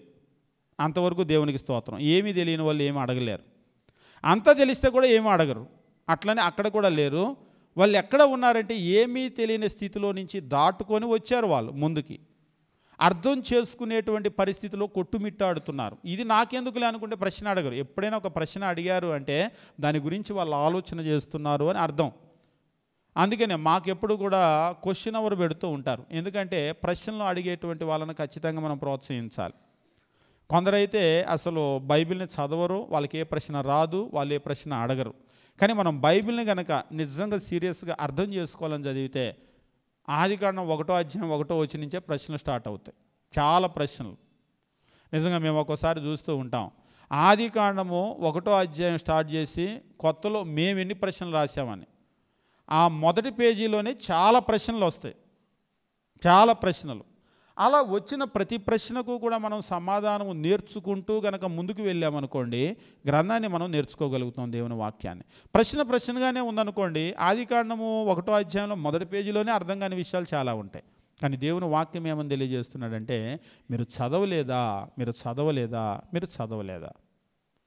పురుషుడు ఏ హేతువు చేతనైనను పురుషుడు తన భార్యను విడనాడుట న్యాయమా అని చెప్పేసి అన్నటువంటి మాటకు ఆయన ఇచ్చినటువంటి సమాధానం ఏమిటి అంటే, మీరు చదవలేదా, వారిద్దరూ ఏక శరీరముగా ఉందని మీరు చదవలేదా. అంటే దాని అర్థం ఒకే శరీరంగా ఉన్న వాళ్ళు ఎట్లా విడిపోతారు, మీరు చదవలేదా, ఇదొక ప్రశ్న అని ఆయన అర్థం. అంతేకాదు, మీరు అనేక సందర్భాల్లో గమనించేటప్పుడు 21వ అధ్యాయం మనం గమనించినట్లయితే 21వ అధ్యాయము ఇక్కడ ఒక సమస్య జరుగుతూ ఉంటుంది. క్రీస్తు ప్రభు ఆయన పిల్లల గురించి మాట్లాడినటువంటి సందర్భంలో 21వ అధ్యాయము మనం గమనించినట్లయితే 16వ వచనము చూసినప్పుడు 15-16 వచనాలు. కాగా ప్రధాన యాజకులు శాస్త్రులు ఆయన చేసిన వింతలను, దావీదు కుమారునికి జయము అని దేవాలయంలో కేకలు వేయుచున్న చిన్నపిల్లలను చూచి కోపముతో మండిపడి క్రీస్తు ప్రభుని చూసి దావీదు కుమారునికి జయమని పిల్లలందరూ కూడా కేకలేస్తూ ఉన్నారు. కేకలేసేసరికి వీళ్ళ కడుపు మండిపోయి అంటే కోపం వచ్చేసింది. కోపముతో మండిపడి 16వ వచనంలో చెప్తున్నాడు, వీరు చెప్పుచున్నది వినుచున్నావా అని ఆయన అడిగిరి. వీళ్ళేం చెప్తున్నారో వింటున్నావా? ఎక్కడ ఇదంతా కూడా జరిగేది? ఇక్కడ చెప్తూ ఉన్నారు, దేవాలయంలో క్రీస్తు ప్రభువుని చూసి ఈ పిల్లలందరూ కూడా దావీదు కుమారునికి జయము అని చెప్పేసి కేకలు వేస్తూ ఉంటే కోపంతో మండిపడి వీరు చెప్పుచున్నది వినుచున్నావా అని ఆయన అడిగిరి. వాళ్ళు చెప్పేది వింటున్నావా అని అడిగారు. వాస్తవంగా మనము దేవుని దగ్గరకు వచ్చినప్పుడు ఎవరిని స్తుతించాలి? కొంతమంది క్రైస్తవ్యాన్ని అప్రిషియేట్ చేసే విషయం ఏంటంటే, బయట ఉన్న హిందువులు కూడా, ఉదాహరణకు ఒక హిందూ టెంపుల్ అనుకోండి, దానికి వాళ్ళు లైన్లో వెళ్ళి అంటే వాళ్ళు అనుకునే దేవుణ్ణి దర్శించుకోవాలి అని అనుకుంటే దానిలో రకరకాలైనటువంటి టికెట్లు ఉంటాయి. అందులో మామూలుగా ఆర్డినరీ టికెట్ ఉంటుంది, స్పెషల్ టికెట్ ఉంటుంది, విఐపి టికెట్లు ఉంటాయి, వివిఐపి టికెట్లు కూడా ఉంటాయి. ఒకవేళ మినిస్టర్ కనుక వచ్చాడు అనుకోండి, వీళ్ళందరినీ ఆపి నేరుగా ఆయన పట్టుకొని వెళ్ళిపోతారు. దేవుని దగ్గర కూడా ఆర్డినరీ పీపుల్, తర్వాత special people, VIP people, VVIP people ఉంటుంది. ఒకసారి ఒక బాగా చదువుకున్నటువంటి ఒక అధికారి మాట్లాడుతున్నాడు. చర్చి దగ్గర అప్రిషియేట్ చేయాల్సిన విషయం ఏంటంటే, చర్చి దగ్గర ఈ సిస్టమ్ అంతా ఉండదు. మీరు ఎక్కడైనా చర్చికి ఆయన వెళ్ళినప్పుడు అందరినీ ఒకలా ట్రీట్ చేస్తారు. ఈవెన్ జిల్లా కలెక్టర్ వచ్చి కూర్చుంటే కూడా ఒకలా ట్రీట్ చేస్తాడు. మినిస్టర్ వస్తే కూడా ఒకలా ట్రీట్ చేస్తారంటే నేను చెప్పాను, సార్ మీరు అన్ని చర్చిలకి ఇది అనకండి, కొన్ని చర్చిలకి వర్తించదు. ఇప్పుడు మా వాళ్ళు కూడా ఏం చేస్తున్నారంటే ఆ పనికిమాలిన విధానాలు మా వాళ్ళు కూడా నేర్చుకున్నారు. ఎమ్మెల్యే గారు వచ్చారు ప్రసంగం ఆపండి అని మధ్యలో దండలేసే కార్యక్రమం చేస్తున్నారు. నిజంగానే నేను ఒకసారి వెస్ట్ గోదావరి జిల్లా వెళ్ళాను, ఇలాగనే ప్రసంగం ఇచ్చారు, మాట్లాడుతూ ఉన్నాను. మాట్లాడేటప్పుడు ఆ నియోజకవర్గం ఎమ్మెల్యే వచ్చారు, దేవుని వాక్యం జరుగుతూ ఉంది. పక్కకు వచ్చి ఏమీ అనుకోకపోతే ఎమ్మెల్యే గారు వచ్చారన్నారు. ఏం చేయాలి నేను అన్నాను. అంటే ఆయన్ని పిలుద్దాం అనౌన్స్ చేసి ప్రసంగం ఆపాలి అంతే కదా అన్నాను. ఏమనుకోకపోతే అన్నారు. ఇంకా అనుకునేది ఏముంది, నేను ఆపనంటే మీరు ఊరుకుంటారా? నేను ఆపన అన్నాను అనుకోండి, మీరు ఎట్లాగో ఊరుకోరు కదా. కాబట్టి నేను మైక్రోఫోన్ ఇచ్చాను, కూర్చున్నాను, పిలిచారు, దండలేసారు, అయిపోయిన తర్వాత మరలా మీరు కంటిన్యూ చేయండి అని అన్నారు. మీరే కంటిన్యూ చేసుకోండి అన్నాను. ఇంకా కంటిన్యూ చేసేది ఏముంది, ఇంకా మీరే కంటిన్యూ చేసుకోండి ప్రోగ్రాము. నేనేం చెప్పనన్నాను, మీరు ఆపనగానే ఆపు, చెప్పనగానే చెప్పి ఇది ఏంటి మీకు? ఒక రకంగా మీరు ఆలోచన చేయండి. దేవుణ్ణి హానర్ చేశారా? వచ్చిన ఎమ్మెల్యేని ఒక ఆయన అధికారి కాదంటలేదు, ఒక మనిషిని హానర్ చేశారా? మీకు అర్థమవుతుందా మీరేం చేశారో? ఆయన్ని మీరు టైంకి రమ్మని చెప్పాలి. ఇక్కడ 11 గంటలకి కార్యక్రమం జరుగుతుందండి, రమ్మని చెప్పాలి. లేకపోతే మా ప్రసంగం 11:30కి అయిపోతుంది, రమ్మని చెప్పాలి. ఆయన మధ్యలో వచ్చాడు కదని మధ్యలో ఆపటానికి మీరు ఆయన్ని హానర్ చేశారు కానీ దేవుని చేయట్లేదు. కాబట్టి నేను ఆయనతో చెప్పాను, ఈ పనికిమాలిన కార్యక్రమాలు ఈ మధ్య మాలో కూడా కొంతమందికి వచ్చినాయండి, కానీ కొన్ని చోట్ల మాత్రం చాలా స్ట్రిక్ట్గా వాళ్ళు చేస్తూ ఉంటారు. ఇక్కడ మనం గమనించవలసిన విషయం ఏమిటి అంటే, దేవుని దగ్గర దేవుణ్ణే మనం మహిమపరచాలి, పూర్తిగా 100% దేవుణ్ణే. ఇంకా చెప్పాలి అంటే, ప్రపంచంలో అమెరికా ప్రెసిడెంట్ వచ్చిన దేవుడి కంటే గొప్పడు కాదు. అది అమెరికా ప్రెసిడెంట్ కూడా మనకు తెలుసు, మనకు తెలియటం లేదు. కానీ ఒకసారి కొంతమంది ఇలాగనే ఆపటానికి ప్రయత్నం చేస్తూ ఉంటే వాళ్ళే చెప్తూ ఉంటారు, ఎమ్మెల్యేనో మినిస్టరో వచ్చిన తర్వాత వాళ్ళని చెప్పనివ్వండి, వాళ్ళని ఆపొద్దు అని చెప్పేసి వాళ్ళు అంటారు. అది వాళ్ళకు ఉంటుంది కానీ ఆ బుద్ధి మన వాళ్ళకు ఉండదు. కాబట్టి ఇక్కడికి మనం వచ్చేది దేవుని దగ్గరకు వస్తున్నాం, దేవుని స్తుతించాలి, ఖచ్చితంగా కరెక్టే, దాన్ని మనం ఏం కాదనటం లేదు. పిల్లలందరూ కూడా దావీదు కుమారుడిని జయము జయమని కేకలు వేస్తూ ఉంటే, అరుస్తూ ఉంటే అది చూసి వాళ్ళ కోపం వచ్చి, ఏంటి దేవుని మందిరమేనా, వాళ్ళందరూ నిన్ను స్తుతించడం ఏంటి అన్నట్లుగా ఆయన అడిగారు. 16వ వచనమో, వీరు చెప్పుచున్నది వినుచున్నావా అని ఆయన అడిగిరి. ఈ పిల్లలందరూ ఏం చెప్తున్నారో వింటున్నావా? నీకు జయము నీకు జయమని నిన్ను స్తుతిస్తూ ఉన్నారు. ఇది దేవాలయం, నిన్ను స్తుతించడం ఏంటి? నువ్వన్నా ఆపువేంటి నాయన? ఇక్కడ కాదు, ఇది దేవుని గురించి, దేవుణ్ణి స్తుతించాల్సిన టైము. నన్ను గురించి మీరు జైలు లేకపోతే జిందాబాదులు ఇలాంటివి మనం చేస్తూ ఉంటారు కదా, ఇలాంటి కార్యక్రమం అంతా కూడా చేయటానికి ఇది కాదు అని చెప్పేసి నువ్వు ఆపవేంటి వాళ్ళని అన్నట్లుగా అడిగారు. అందుకు యేసు, వినుచున్నాను, నువ్వు వింటున్నావా అంటే వింటున్నాను. బాలుర యొక్కయు చంటి పిల్లల యొక్కయు నోట స్తోత్రము సిద్ధింపచేసితివి అను మాట మీరు ఎన్నడూ చదవలేదా? మీరు ఎప్పుడు చదవలేదా? దేవుని వాక్యము ఏమని తెలియజేస్తూ ఉన్నాడంటే, మీరు కనుక గమనించినట్లయితే, బాలుర యొక్కయు చంటి పిల్లల యొక్కయు, కీర్తన గ్రంథం 8వ కీర్తన 2వ వచనంలో మీరు గమనించినప్పుడు ఇక్కడ అంటూ ఉంటాడు, శత్రువును పగదీర్చుకున్న వారిని మాన్పివేయటకై నీ విరోధులను బట్టి బాలుర యొక్కయు చంటి పిల్లల యొక్కయు స్తుతుల మూలమున నీవు ఒక దుర్గమును స్థాపించి ఉన్నావు అని చెప్పేసి అంటూ ఉంటాడు. ఇది మీరు ఎప్పుడూ చదవలేదా? దేవుని వాక్యం ఏమని తెలియజేస్తూ ఉన్నాడు? ఈ రీతిగా స్తుతులు కలుగుతాయి అనేటువంటిది దేవుని వాక్యంలో వ్రాయబడిందే ఇక్కడ నెరవేరుతూ ఉంది. మరి దీన్ని మీరు ఎప్పుడు చదవలేదా? కాబట్టి ఇది వ్రాయబడినటువంటి వాక్యం యొక్క నెరవేర్పిది, ఇది ఇలాగ జరగాల్సి ఉంది. కాబట్టి అది గనక మీరు చదివి ఉంటే మీకు అర్థమైతే ఇది విరుద్ధమైన కార్యమని మీకు అనిపించదు. ఇది పొరపాటని మీకు ఎందుకు అనిపిస్తుంది అంటే, మీకు వాక్యము అవగాహన లేకపోవటాన్ని బట్టి. ఈరోజు కూడా మీరు కనుక గమనించినట్లయితే క్రైస్తవ్యము 60,000 కంటే ఎక్కువ మొక్కలు చెక్కలు ఎందుకైంది? ఆర్సీఎంలు, సిఎస్ఐలు, లూథరన్లు, పెంతుకోసులు, మెథడిస్టులు, బ్యాప్టిస్టులు ఇలా కనుక లెక్క పెట్టుకుంటూ 1, 2, 100, 1000 కొన్ని వేల సంఘాలు అవటానికి కలిగిన కారణం ఏమిటి అంటే, క్రైస్తవులు బైబిల్ చదవరు. అందరూ కాదు, ఎక్కువ మంది, మెజారిటీ. మళ్ళీ అత్యధికంగా ప్రింట్ అయ్యే పుస్తకం బైబిలే. హాస్యాస్పదం ఏమిటి అంటే, అత్యధికంగా ప్రింట్ అయ్యే పుస్తకం బైబిలే, అత్యధికంగా అమ్ముడుపోయే పుస్తకం బైబిలే, ప్రజలు కొనుక్కునే పుస్తకం కూడా బైబిలే. మళ్ళీ ఒక్కొక్కరి దగ్గర 1 కంటే ఎక్కువ బైబిళ్ళు ఉంటాయి. పిల్లలు కొంచెం పెద్దవాళ్ళు అయ్యారంటే వాళ్ళ బైబిల్ వాళ్ళకు కొనిస్తాము. అందరి దగ్గర బైబిల్ ఉంటుంది, కాకపోతే చదవం. ఇంకా ఇందులో ఉన్నటువంటి మరొక గొప్ప విషయం ఏంటంటే, రోజు ఎలాగ చదవమో ఆదివారం ఇక్కడికి వచ్చిన తర్వాత చెప్తే కూడా కనీసం ఆ వచనం తీయరు. అంటే తీయటానికి రాదు కొందరికి, మనం వాళ్ళని అనటం కాదు. ఇప్పుడు కీర్తనలు అంటే ఇట్లా వాళ్ళు కీర్తనలు ఎతికేసరికి ప్రసంగం అయిపోయిద్దని వాళ్ళకి తెలుసు కాబట్టి వాళ్ళ సామర్థ్యం ఏంటో, స్టామినా ఏంటో దాని జోలికి వెళ్ళరు. కానీ ఉదాహరణకి మా బైబిల్ తీయటం వల్ల ఉన్నటువంటి ఒక మంచి విషయం ఏంటో నేను తెలియజేస్తాను. ఇప్పుడు మీరు పొరపాటున నేను కీర్తనల గ్రంథం 8వ అధ్యాయం 2వ వచనం అని చెప్పేసి అన్నాను అనుకోండి, మీరు ఈవేళ రేపు ఒకవేళ ఎలక్ట్రానిక్ కాపీస్ అంటే కొందరు మొబైల్స్లో, ట్యాబ్స్లో చదువుతూ ఉన్నారు. వాటిలో చదవటం వల్ల ఉన్నటువంటి ఒక అంటే మనకు దానిలో ప్రోస్ కాన్స్ అని చెప్పేసి అంటూ ఉంటారు కదా, కొన్ని లాభాలు ఉన్నాయి, అట్లనే కొన్ని నష్టాలు కూడా ఉన్నాయి.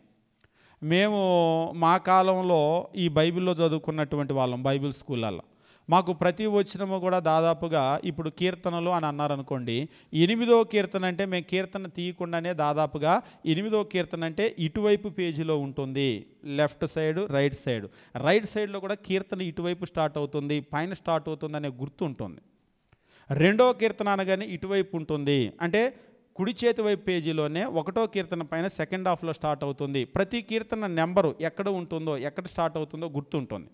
అందువల్ల మేము అది చెప్పగానే ఏం చేస్తామంటే ఇక ఇటువైపు అంతా వెతకం. ఏదైనా ఒక వచనం చెప్పగానే అది ఏ వైపు ఉంటుంది, పైన ఉంటుందా, కింద ఉంటుందా, ఎక్కడ ఉంటుంది అనేటువంటి గుర్తు ఇక్కడ ఫిక్స్ అయిపోతుంది. అదే మీరు మొబైల్లోనో ట్యాబ్లోనో స్క్రోల్ చేసుకుంటూ చదివారనుకోండి, ఆ గుర్తులు ఉండవు, అది ఎక్కడ ఉంటుందో అసలు మనకు తెలియదు. ఇప్పుడు ఒకవేళ 8వ అధ్యాయం 2వ వచనమని చెప్పినప్పుడు ఇలా మీరు తీశారనుకోండి, 8వ అధ్యాయం 2వ వచనం ఇప్పుడు మీ కంట్లో పడింది కదా. మనిషి యొక్క కన్ను ఎంత సూక్ష్మంగా గ్రహించగలుగుతుందంటే, జస్ట్ మీరు 8వ అధ్యాయం 2వ వచనం అంటే నేను చెప్పినప్పుడు మీరు తీశారు అంతే, మీరు మూసేశారు. సాయంత్రం అయిన తర్వాత ఇవాళ ఏం చెప్పారు వాక్యమో, పలానా చోట చంటి పిల్లల నోటులో స్తుతించబడతాడు అనేటువంటి విషయం మీరు చదవలేదా అన్నారు కదా, ఎక్కడుంది అని అడిగితే మీకు ఒక గుర్తొచ్చేస్తుంది. కీర్తనల గ్రంథంలో ఇటువైపు ఉంది, మనం ఇక్కడ పైన చదివాం కదా. మీరు అంత గుర్తుపెట్టుకోవాల్సిన అవసరం లేదు, కానీ మీ లోపలికి వెళ్ళిపోతుంది. కాబట్టి ఎప్పుడు కూడా బైబిల్ చెప్పేటప్పుడు మనం గుర్తుపెట్టుకోవాలంటే ఒక మంచి మెథడ్ ఏమిటి అంటే, చెప్పేటువంటి వచనాన్ని మనం తీస్తూ ఉండాలి. అంటే ఎందుకొరకంటే అట్లీస్ట్ మన కంటికి చూపించాలి, ఇదిగో ఈ వచనం ఇక్కడ ఉంటుంది, ఇది పైన ఉంటుంది, ఇది కింద ఉంటుంది అనేది తీయటం ద్వారా మన కంటికి చూపిస్తూ ఉంటాం. ఈ కన్నేమి ఊరుకోదు, మీ కన్నుకి ఇక్కడ పడింది అంటే మీరు చదివారు అంటే వెంటనే అది బ్రెయిన్లో రిజిస్టర్ చేస్తుంది. 8వ అధ్యాయము 8వ కీర్తన ఇక్కడ ఉంది, 2వ వచనం ఇక్కడ ఉంది, ఈ వచనంలో పలానా పాయింట్ ఉంది అనేటువంటిది. కాబట్టి బైబిల్ చదివేటప్పుడు ఎప్పుడు కూడా మనము ఆ రీతిగా ముందుకు వెళ్ళినట్లయితే మనం వాటిని బాగా గుర్తుపెట్టుకుంటాం. ఇక్కడ క్రీస్తు ప్రభు అడుగుతున్నాడు, మరలా మీరు చదవలేదా అని అన్నాడు. వాస్తవంగా చదివితే వాళ్ళకి అర్థమయ్యేది, ఈయన క్రీస్తు, ఈయన స్తుతించబడటానికి ఈయన అర్హుడు, అంతేకాదు చంటి పిల్లల నోట ఆయన స్తోత్రము చేయబడుతుంది అనేటువంటిది దేవుని వాక్యములో ముందే తెలియజేశాడు. ఆ తెలియజేసిన దాని యొక్క నెరవేర్పు ఇంకా ఆయన మెస్సీగా అక్కడే గుర్తించి ఉండేవాళ్ళు. ఇదంతా తెలియకపోవటం వల్ల ఏమిటంటే నేరుగా ఆయన్నే ప్రశ్న వేస్తూ ఉన్నారు. కాబట్టి క్రీస్తు ప్రభు మనం గమనించినట్లయితే పదే మనం చూసినట్లయితే 21వ ఇదే అధ్యాయం మనం చూసినప్పుడు 42వ వచనమో ఇక్కడ క్రీస్తు ప్రభు మరొక మాట తెలియజేస్తూ మరియు యేసు వారిని చూచి ఇల్లు కట్టువారు నిషేధించిన రాయి మూలకు తలరాయి ఆయనో, ఇది ప్రభు వలనే కలిగెను, ఇది మన కనులకు ఆశ్చర్యము అనుమాట మీరు లేఖనములో ఎన్నడూను చదవలేదా.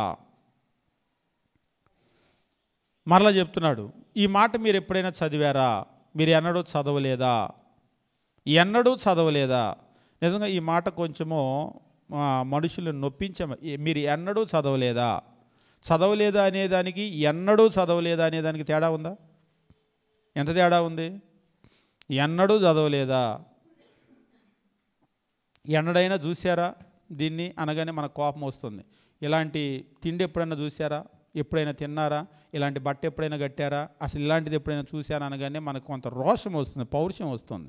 మరి ఎందుకో కానీ ఎన్నడూ చదవలేదా అంటే మాత్రం రోషం రాదు. క్రీస్తు ప్రభు ఒక రకంగా వాళ్ళని అన్నటువంటి మాటలన్నీ కూడా మనకి వర్తిస్తాయి. మనం అసలు చదువుతున్నామా, దేవుని వాక్యాన్ని చదువుతున్నామా అంటే దాని అర్థం ఏమిటి అంటే వాళ్ళు దేవుని వాక్యాన్ని చదవాలి అనేటువంటిది క్రీస్తు ప్రభు ఎదురు చూడటం మాత్రమే కాదు. మీరు పాత నిబంధన గ్రంథం కనుక గమనించినట్లయితే ముఖ్యంగా ధర్మశాస్త్రంలో వాళ్ళకు ఉండేటువంటి ఒక పద్ధతి ఏమిటి అంటే వాళ్ళ పిల్లలకి రోజు వాక్యాన్ని చదివి వినిపించాల్సిన బాధ్యత దేవుడు తల్లిదండ్రుల మీద పెట్టాడు.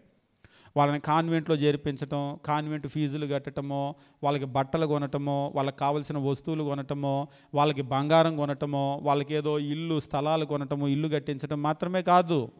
దేవుడు వాళ్ళకి అప్పగించినటువంటి బాధ్యత ఏమిటి అంటే శరీరానికి కావలసిన ఎలాగైతే తల్లిదండ్రులు సమకూర్చాలో వాళ్ళ ఆత్మకు కావలసినటువంటి ఆహారాన్ని కూడా తల్లిదండ్రులే సమకూర్చాలి.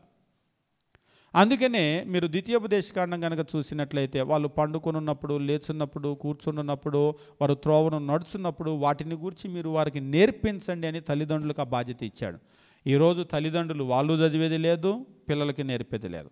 రేపు వాళ్ళ పిల్లలు పాడైపోయిన తర్వాత ఎంతో బాధపడతారు. అయ్యా, ఎంత కష్టపడి పెంచాను పిల్లల్ని, చూడు నాతో ఎట్లా మాట్లాడుతున్నారు, ఎట్లా చేస్తున్నారు, అసలు వాళ్ళు తల్లిని లేదు తండ్రిని లేదు ఇలా ప్రవర్తిస్తున్నారని మొత్తుకుంటాం. నిజంగా మన బాధ్యతను కనుక మనం చక్కగా నెరవేర్చినట్లయితే మన కుటుంబాలు దీవించబడతాయి. మన బాధ్యతను మనం చక్కగా నెరవేర్చినట్లయితే మన సమాజాలు కూడా చాలా దీవించబడతాయి. ప్రధానమైనటువంటి సమస్య ఏమిటి అంటే దేవుని వాక్యం అనేటువంటిది ప్రజలు చదవటం లేదు, చదివి దాన్ని గ్రహించటం లేదు. ఇక్కడ కూడా అసలు క్రీస్తు ప్రభువుని గురించి వాళ్ళకి తెలియలేదు. ఇల్లు కట్టువారు నిషేధించిన రాయి అంటే కట్టేవాళ్ళు అసలు ఈ రాయి పనికే రాదన్నారు. పనికే రాదన్నటువంటి రాయి మూలకు తలరాయి అయింది. అంటే కార్నర్ స్టోన్ అని చెప్పేసి అంటూ ఉంటాం కదా మీరు. అంటే ఈవేళంటే మొత్తము సిమెంటుతో కట్టడాలు కాబట్టి కాంక్రీట్ వచ్చేసింది. ఈవేళ కాంక్రీట్ వచ్చిన తర్వాత ఇక రాళ్ళు అనేటువంటి ఊసే లేదు. కానీ ఒకప్పుడు మొదట ఏదైనా ఒకటి కట్టాలి అంటే ముందు పునాది వేసేవాళ్ళు. పునాది వేసేటప్పుడు ఏం చేసేవాళ్ళంటే ముందు మూలను ఒక రాయి పెడతారు. మూలను ఒక రాయి పెట్టి ఆ రాయి మీద రాయి, రాయి మీద రాయి అట్లా పేర్చుకుంటూ వచ్చేవాళ్ళు. ఇప్పుడు మీరు ఆ మూలన ఉన్నటువంటి రాయి మీద మరొక రాయి, మరొక రాయి, మరొక రాయి ఇలా ఫౌండేషన్ అంతా ఉన్నప్పటికీ కూడా ఈ ఫౌండేషన్ మొత్తానికి కూడా ఆధారం ఏంటి అంటే ఆ రాయి. మీరు దాన్ని ఎప్పుడైతే కదిలిస్తారో ఫౌండేషన్ అంతా కూడా కదిలిపోతుంది. కాబట్టి ఆ మూలన వేసేటువంటి రాయి చాలా గట్టి రాయి వేసేవాళ్ళు, మూలరాయి. అంటే మనకి తెలుగులో అయితే చాలా బాగా చెప్పాడు, మూలరాయి. మొత్తానికి అదే మూలమిక. అది కదిలింది అంటే మొత్తం కదిలిపోయినట్లే, ఎంత పెద్ద కన్స్ట్రక్షన్ అయినా సరే అది మూలరాయి. ఇప్పుడు క్రీస్తు ప్రభు చెప్పిన మాట ఏమిటంటే ఇల్లు కట్టువారు నిషేధించిన రాయి, అసలు మామూలుగా కట్టడానికే పనికిరాదన్న రాయి ఏమైందంటే మూలకు తలరాయి అయింది. క్రీస్తు ప్రభు అది ఎవరిని గురించినటువంటి మాట అంటే రాళ్ళ గురించి కాదు, అసలు ఈయన పనికే రాడని అన్నారు. వీళ్ళందరూ నిషేధిస్తున్నారు కదా, అక్కడ ఉన్నటువంటి శాస్త్రులు అయితే, పరిసయ్యులు అయితే, సదుకాయలు అయితే, ఇజ్రాయిల్ అయితే ఈయన్ని నిషేధిస్తే చివరికి ఈయనేమయ్యాడు, మూలకి తలరాయి అయ్యాడు అనేది మీరు ఎప్పుడూ చదవలేదా? ఒకవేళ చదివితే మీకు అర్థమయ్యేది నేను ఎవరనేటువంటిది. మీరు నిషేధించడం మామూలే, నన్ను గురించి రాయబడి ఉంది. ఇల్లు కట్టేవారు కదా మీరు అందరూ కూడా, మీరు నిషేధిస్తున్నారు, పనికిరారు పో అంటున్నారు, కానీ నేనే మూలకు తలరాయి అవుతాను అనేటువంటి మాట అక్కడ ఆయన చెప్పాడు. ఇది కనుక చదివి ఉంటే వాళ్ళకి అర్థమయ్యేది. మీరు మత్తయి సువార్తలో చదివేటప్పుడు ఒక్కసారి కాదు అనేక సార్లు పునరుత్థానాన్ని గురించి కూడా మాట్లాడేటప్పుడు వాళ్ళు వచ్చి సద్దుకాయలు ప్రశ్న అడుగుతారు. ప్రశ్న అడిగినప్పుడు ఒకనికి ఒక భార్య ఉంది, అయితే సంతానం లేదు వాళ్ళకి, భర్త చనిపోయాడు. చనిపోతే సహోదరుడు వచ్చి వివాహం చేసుకోవాలి, సంతానం కల్పించాలన్నారు కదా. రెండో ఆయన వచ్చి వివాహం చేసుకున్నాడు, సంతానం లేదు, ఆయన చనిపోయాడు. తర్వాత మూడో సహోదరుడు 4, 5, 6, 7 వరుసగా చేసుకున్నారు ఆమెను. అయితే ఎవరికీ సంతానం కలగలేదు, అందరూ చనిపోయారు. చివరిలో ఆమె కూడా చనిపోయింది. పునరుత్థానాన్ని నమ్మనటువంటి సద్దుకాయలు ఆయన దగ్గరకు వచ్చి, మరి నువ్వు పునరుత్థానం ఉంది, మనుషులంతా కూడా లేస్తారు అని నువ్వు అంటున్నావు కదా, మరి ఇప్పుడు పునరుత్థానం ఉంటే ఈ 7 లేవాలి అంతే కదా, పునరుత్థానం ఉంటే ఈమె కూడా లేవాలి.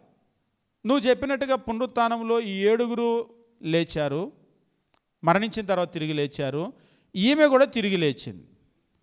ఇప్పుడు ఈ 7 ఎవరికి ఈమె భార్య? భూమి మీద ఉన్నప్పుడు ఒకళ్ళ తర్వాత రెండోవాడు, మూడోవాడు, 4, 5, 6, 7 అందరూ వరుసగా చేసుకున్నారు. ఇప్పుడు పునరుత్థానం కనుక ఉంటే మరి ఇప్పుడు ఆ 7 లేచారు, ఈమె లేచింది, ఇప్పుడు ఎవరికి భార్య అని అడిగారు. వాస్తవంగా అది మనం వినేటప్పుడు అబ్బా ఆయన లాక్ చేశారు, భలే లాక్ చేశారని అనుకుంటాం. వాళ్ళు కూడా అలాగనే అనుకొని వచ్చారు. మత్తయి సువార్త 22వ అధ్యాయము మీరు గమనించేటప్పుడు దేవుని వాక్యం ఈ రీతిగా తెలియజేస్తూ ఉంటాడు. 22వ అధ్యాయము మనం గమనించేటప్పుడు 27వ వచనము, అందరి వెనక స్త్రీ చనిపోయాను, పునరుత్థానమందు ఈ 7 ఆమె ఎవరికి భార్యగా ఉండనో ఆమె వీరందరికీ భార్యగా ఉండెను కదా అని ఆయన అడిగిరి. అందుకు యేసు, లేఖనములను కానీ దేవుని శక్తిని కానీ ఎరగక మీరు పొరబడుచున్నారు. పునరుత్థానమందు ఎవ్వరూ పెళ్లి చేసుకొనరు, పెళ్లికి ఇవ్వబడరు, వారు పరలోకమందున్న దూతల వలె ఉందరు. అసలు మీకు బేసిక్ కాన్సెప్టే అర్థం కాలేదు. శరీరం ఏంటో అర్థం కాలేదు, ఆత్మ ఏంటో అర్థం కాలేదు. మీరేమనుకుంటున్నారంటే పునరుత్థానం అంటే మరలా లేచిన తర్వాత కూడా ఈ శరీరము, ఈ రక్తము, ఈ మాంసము, ఈ ఆడ, ఈ మగ, ఈ పెళ్ళిళ్ళు, పెండ్లి కొడుకు, పెండ్లి కూతురు ఇదంతా ఉంటుందేమో అని అనుకుంటున్నారు. నిజంగా మీరు కొన్ని అంటే మనం విమర్శించడం కాదు, కానీ కొన్ని మతాల్లో గ్రంథాలు కనుక చూస్తే రంభలు, ఓరోసులు, మేనకలు ఉంటారు.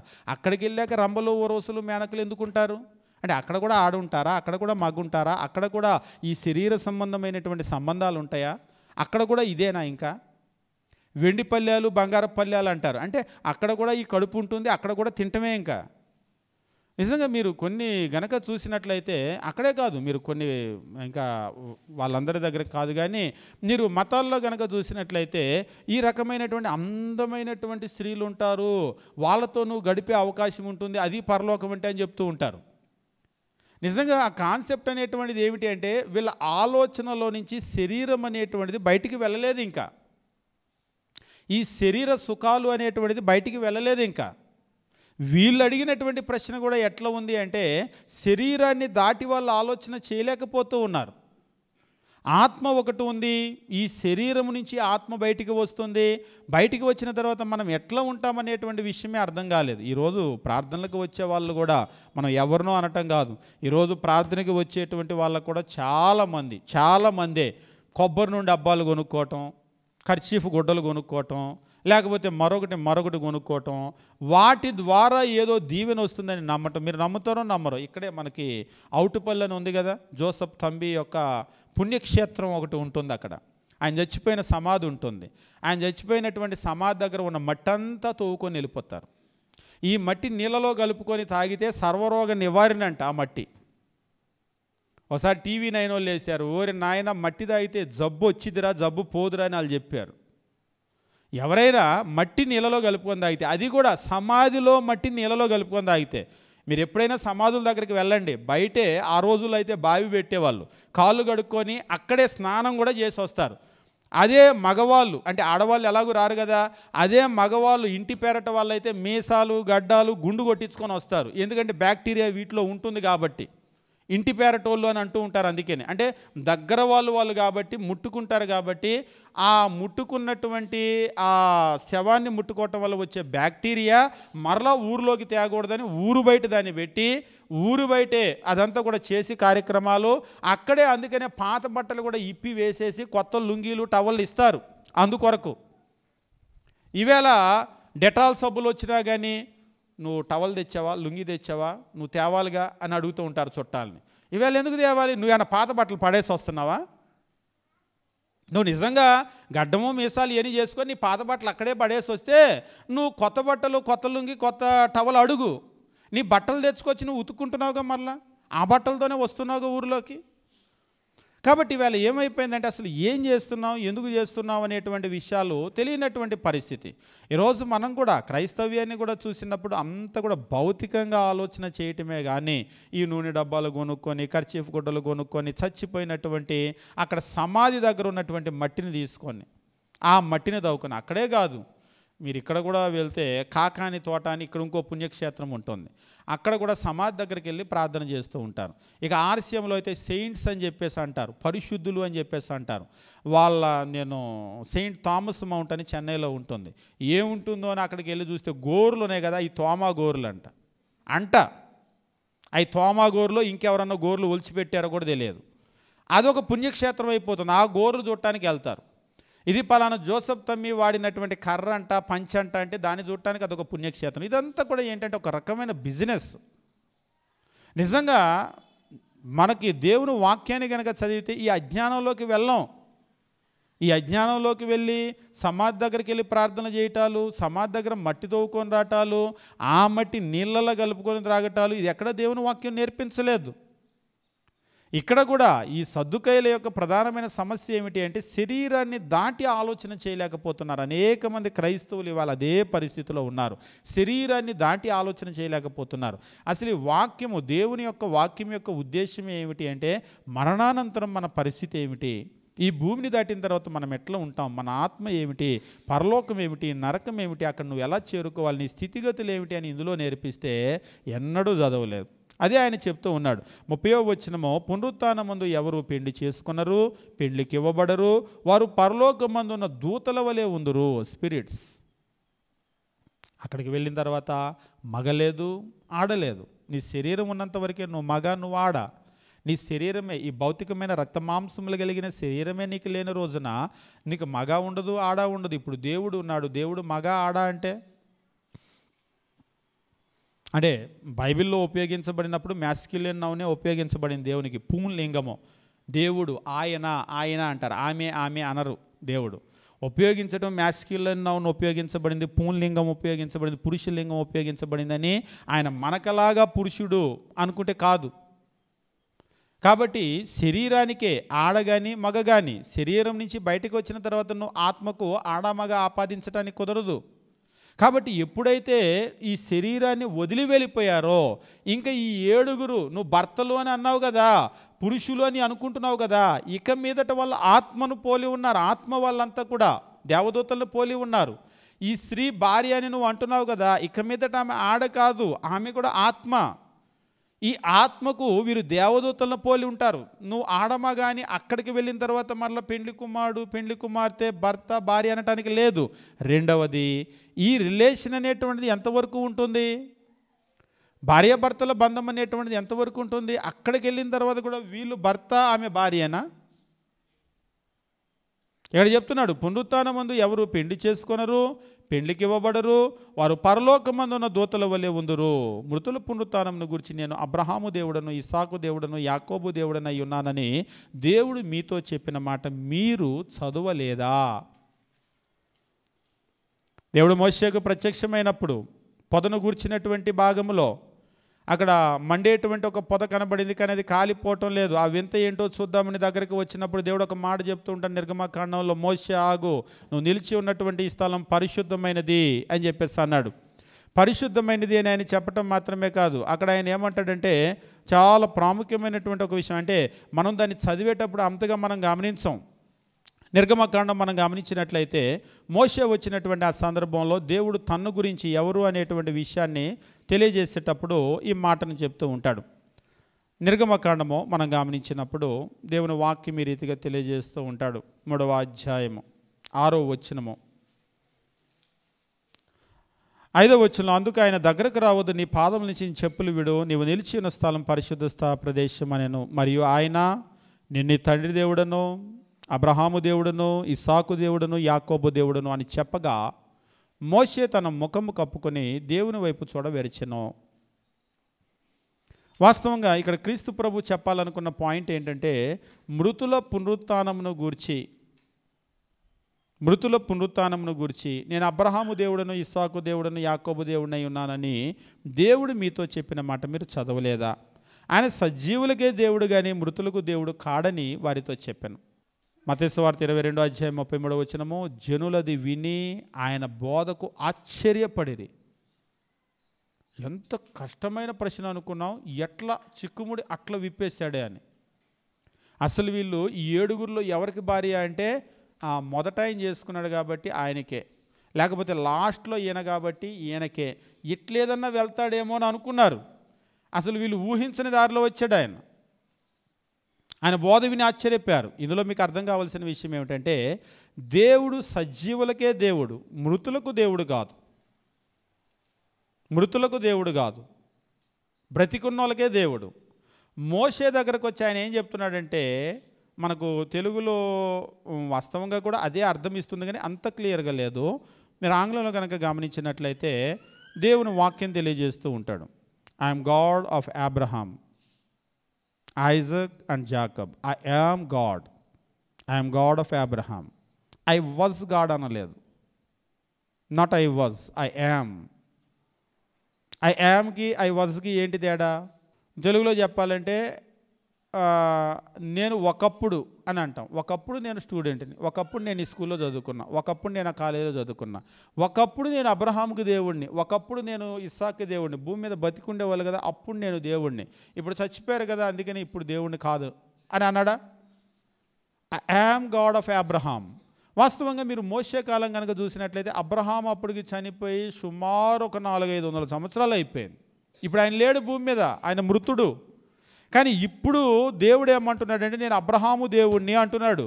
ఆయన సజీవులకే దేవుడు కానీ మృతులకు దేవుడు కాదు. నేను అబ్రహాము దేవుడిని అన్నాడంటే దాని అర్థం ఏంటి? వాళ్ళు ఇంకా బ్రతికే ఉన్నారు అనేది రుజువు చేస్తుంది. అది ఇంకా వాళ్ళు బ్రతికే ఉన్నారని దాని అర్థం ఏంటి? వాళ్ళు తిరిగి లేచారు అని దాని అర్థం. క్రీస్తు ప్రభు అదే చెప్తున్నాడు. అప్పుడే దేవుడు చెప్పాడు పునరుత్థానం ఉందని. ఆ మాటను తెలియజేస్తూ 33వ వచనము 31, 32లో ఆయన అబ్రహాము దేవుడను, ఇస్సాకు దేవుడను, యాకోబు దేవుడినై ఉన్నానని మీతో చెప్పిన మాట మీరు చదవలేదా? 31, 32 వచనాలు, మత్తయి సువార్త 21వ అధ్యాయం 31, 32 వచనాలు మీరు చదవలేదా? ఒకవేళ చదివి ఉంటే మీకు అర్థమై ఉండేదే పునరుత్థానం ఉందని. ఈరోజు ఈ ప్రశ్న అడగరే. అది జరిగిపోయి దాదాపుగా మోషే కాలంలో జరిగింది. అంటే మీరు మోషే కాలం అంటే BC 1500 సంవత్సరాల తర్వాత క్రీస్తు ప్రభు దగ్గరకు వచ్చి ఈ ప్రశ్న అడుగుతున్నారంటే అప్పుడు రాసింది మీకు అర్థం కాల. అసలు మీరు చదివారో లేదో, అర్థం చేసుకున్నారో లేదో. ఇవాళకి కూడా బైబిల్ అనేటువంటిది ఎట్లా అయిపోయింది అంటే క్యాలెండర్ మీద చదువుకోవటం, లేకపోతే ఏదో వచ్చి కూర్చుంటే పుణ్యం వస్తుందని ప్రార్థనకు రావటం, చెప్పేది వింటే ఏదో మనకు పుణ్యం వస్తుంది అన్నట్లుగా వినటం. అంతేగాని ఇందులో ఉన్నటువంటి విషయాలు గమనించే అంతగా మనం చదవటం లేదు. అసలు వాటి మీద అంత ఆసక్తి లేదు.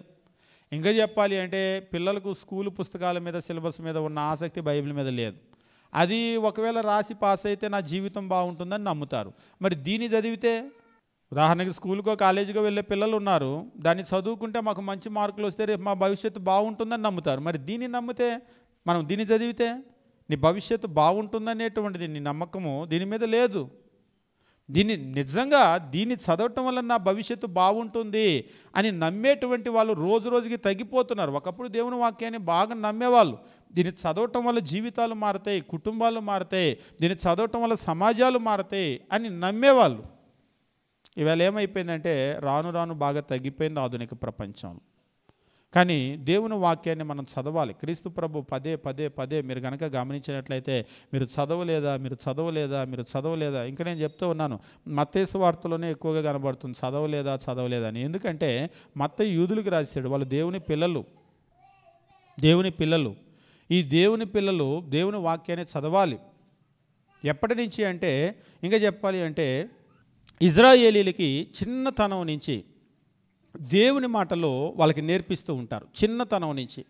ఇంకా చెప్పాలి అంటే అక్షరాభ్యాసం అని మనకు అంటూ ఉంటారు కదా, మొట్టమొదటి అక్షరం రాయించడం ఉంటుంది కదా. మొట్టమొదట వాళ్ళకి నేర్పేది ఏమిటి అంటే దేవుని గురించి. దాన్ని హీబ్రూలో షమ్మా అని అంటారు, వినో అని అర్థము. ద్వితీయోపదేశకాండం 6వ అధ్యాయం 4వ వచనం, ఓ ఇజ్రాయేలు వినో, మన దేవుడైన యెహోవా అద్వితీయుడైన యెహోవా. ఓ ఇజ్రాయేలు వినో. మనకేమో ఓ ఇజ్రాయేలు వినో అని వచ్చింది కదా. హీబ్రూలో వినో అనేటువంటిది ముందు వస్తుంది, షమ్మాతో ప్రారంభం అవుతుంది. అది షమ్మా అంటే వినో అని అర్థము. అందుకనే వాళ్ళు దాన్ని షమ్మా అని పిలిచేవాళ్ళు. షమ్మా అంటే వినో. ఓ ఇజ్రాయేలు వినో, our God Jehovah is one Jehovah. మన దేవుడు ఒకే దేవుడు. మొట్టమొదట పిల్లలకు నేర్పించేది ఏమిటి అంటే our God Jehovah is one Jehovah. మన దేవుడు అద్వితీయుడు, ఒకే దేవుడు. దీన్ని నేర్పిస్తారు. కాబట్టి అక్కడి నుంచి కనుక మీరు చూసినట్లయితే ఇజ్రాయేలీల ఇళ్లలో ప్రతిరోజు కూడా దేవుని వాక్యము ధ్యానించడం అనేటువంటిది ఉంటుంది. మీరు కీర్తనల గ్రంథంలో కూడా 1వ కీర్తనలో కీర్తనకారుడు చెప్తూ ఉంటాడు, యెహోవా ధర్మశాస్త్రమునందు ఆనందించుతూ జీవారాత్రులు దాన్ని ధ్యానించువాడు ధన్యుడు. కాబట్టి దేవుని వాక్యాన్ని, ఆయన రాజుగా సింహాసనం మీద కూర్చునేటువంటి వ్యక్తి కూడా దేవుని వాక్యాన్ని చదవాలి. ద్వితీయోపదేశకాండం కూడా మనం గమనించేటప్పుడు దేవుడు ఈ రీతిగా ఒక ఆజ్ఞను వాళ్ళకి ఇస్తూ ఉంటాడు. ధర్మశాస్త్రాన్ని గురించి మనం గమనించేటప్పుడు రాజు కూడా చేయవలసినటువంటి పని ఏమిటి అంటే, రాజు కూడా దేవుని వాక్యం ఉంటుంది కదా, ఆ దేవుని వాక్యాన్ని ఒక కాపీని రాయించుకోవాలి. ఒక కాపీని రాయించుకొని ఆ కాపీని రాజు తన దగ్గర పెట్టుకోవాలి. రాజు తన దగ్గర పెట్టుకొని దాన్ని ఆయన చదువుతూ ఉండాలి అనేటువంటి విషయాన్ని తెలియజేస్తూ ఉంటాడు. ద్వితీయోపదేశకాండము 17వ అధ్యాయము మనం గమనించినప్పుడు దేవుని వాక్యం ఈ రీతిగా తెలియజేస్తూ, ద్వితీయోపదేశకాండము 17వ అధ్యాయం 18వ వచనము, మరియు అతడు రాజ్య సింహాసనమునందు ఆసీనుడైన తరువాత లేవీలైన యాజకుల స్వాధీనంలో ఉన్న గ్రంథాన్ని చూచి ఆ ధర్మశాస్త్రమునకు ఒక ప్రతిని తన కొరకు వ్రాసుకునేవాళ్ళను. రాజు దగ్గర దేవుని వాక్యం ఒక కాపీ ఉండాలి. యాజకుడి దగ్గర ఒక కాపీ ఉండాలి. యాజకుడు దాన్ని ప్రజలకు నేర్పిస్తూ ఉండాలి, తాను నేర్చుకుంటూ ప్రజలకు నేర్పిస్తూ ఉండాలి. రాజు దగ్గర ఉన్నటువంటి కాపీని తను చదువుకుంటూ తన పరిపాలన ఆ రీతిగా తను కొనసాగించాలి. చదువుకున్న దాన్ని ఇంట్లో పెట్టి పూజ చేయటం కాదు. యాజకుడికి ఆ కాపీ ఇచ్చింది ఏంటంటే తను నేర్చుకోవాలి, ప్రజలకు నేర్పించాలి. రాజును ఒక కాపీ ఉంచుకోమన్నాడు. ఎందుకు అంటే దాన్ని ఆయన చదువుతూ దాని ప్రకారముగా తన పరిపాలన అనేటువంటిది కొనసాగించాలి. ఈరోజు మనకు కూడా దీన్ని ఇచ్చినటువంటి ఉద్దేశం ఏమిటి అంటే దీన్ని చదువుతూ దీని ప్రకారం మనం జీవించాలి.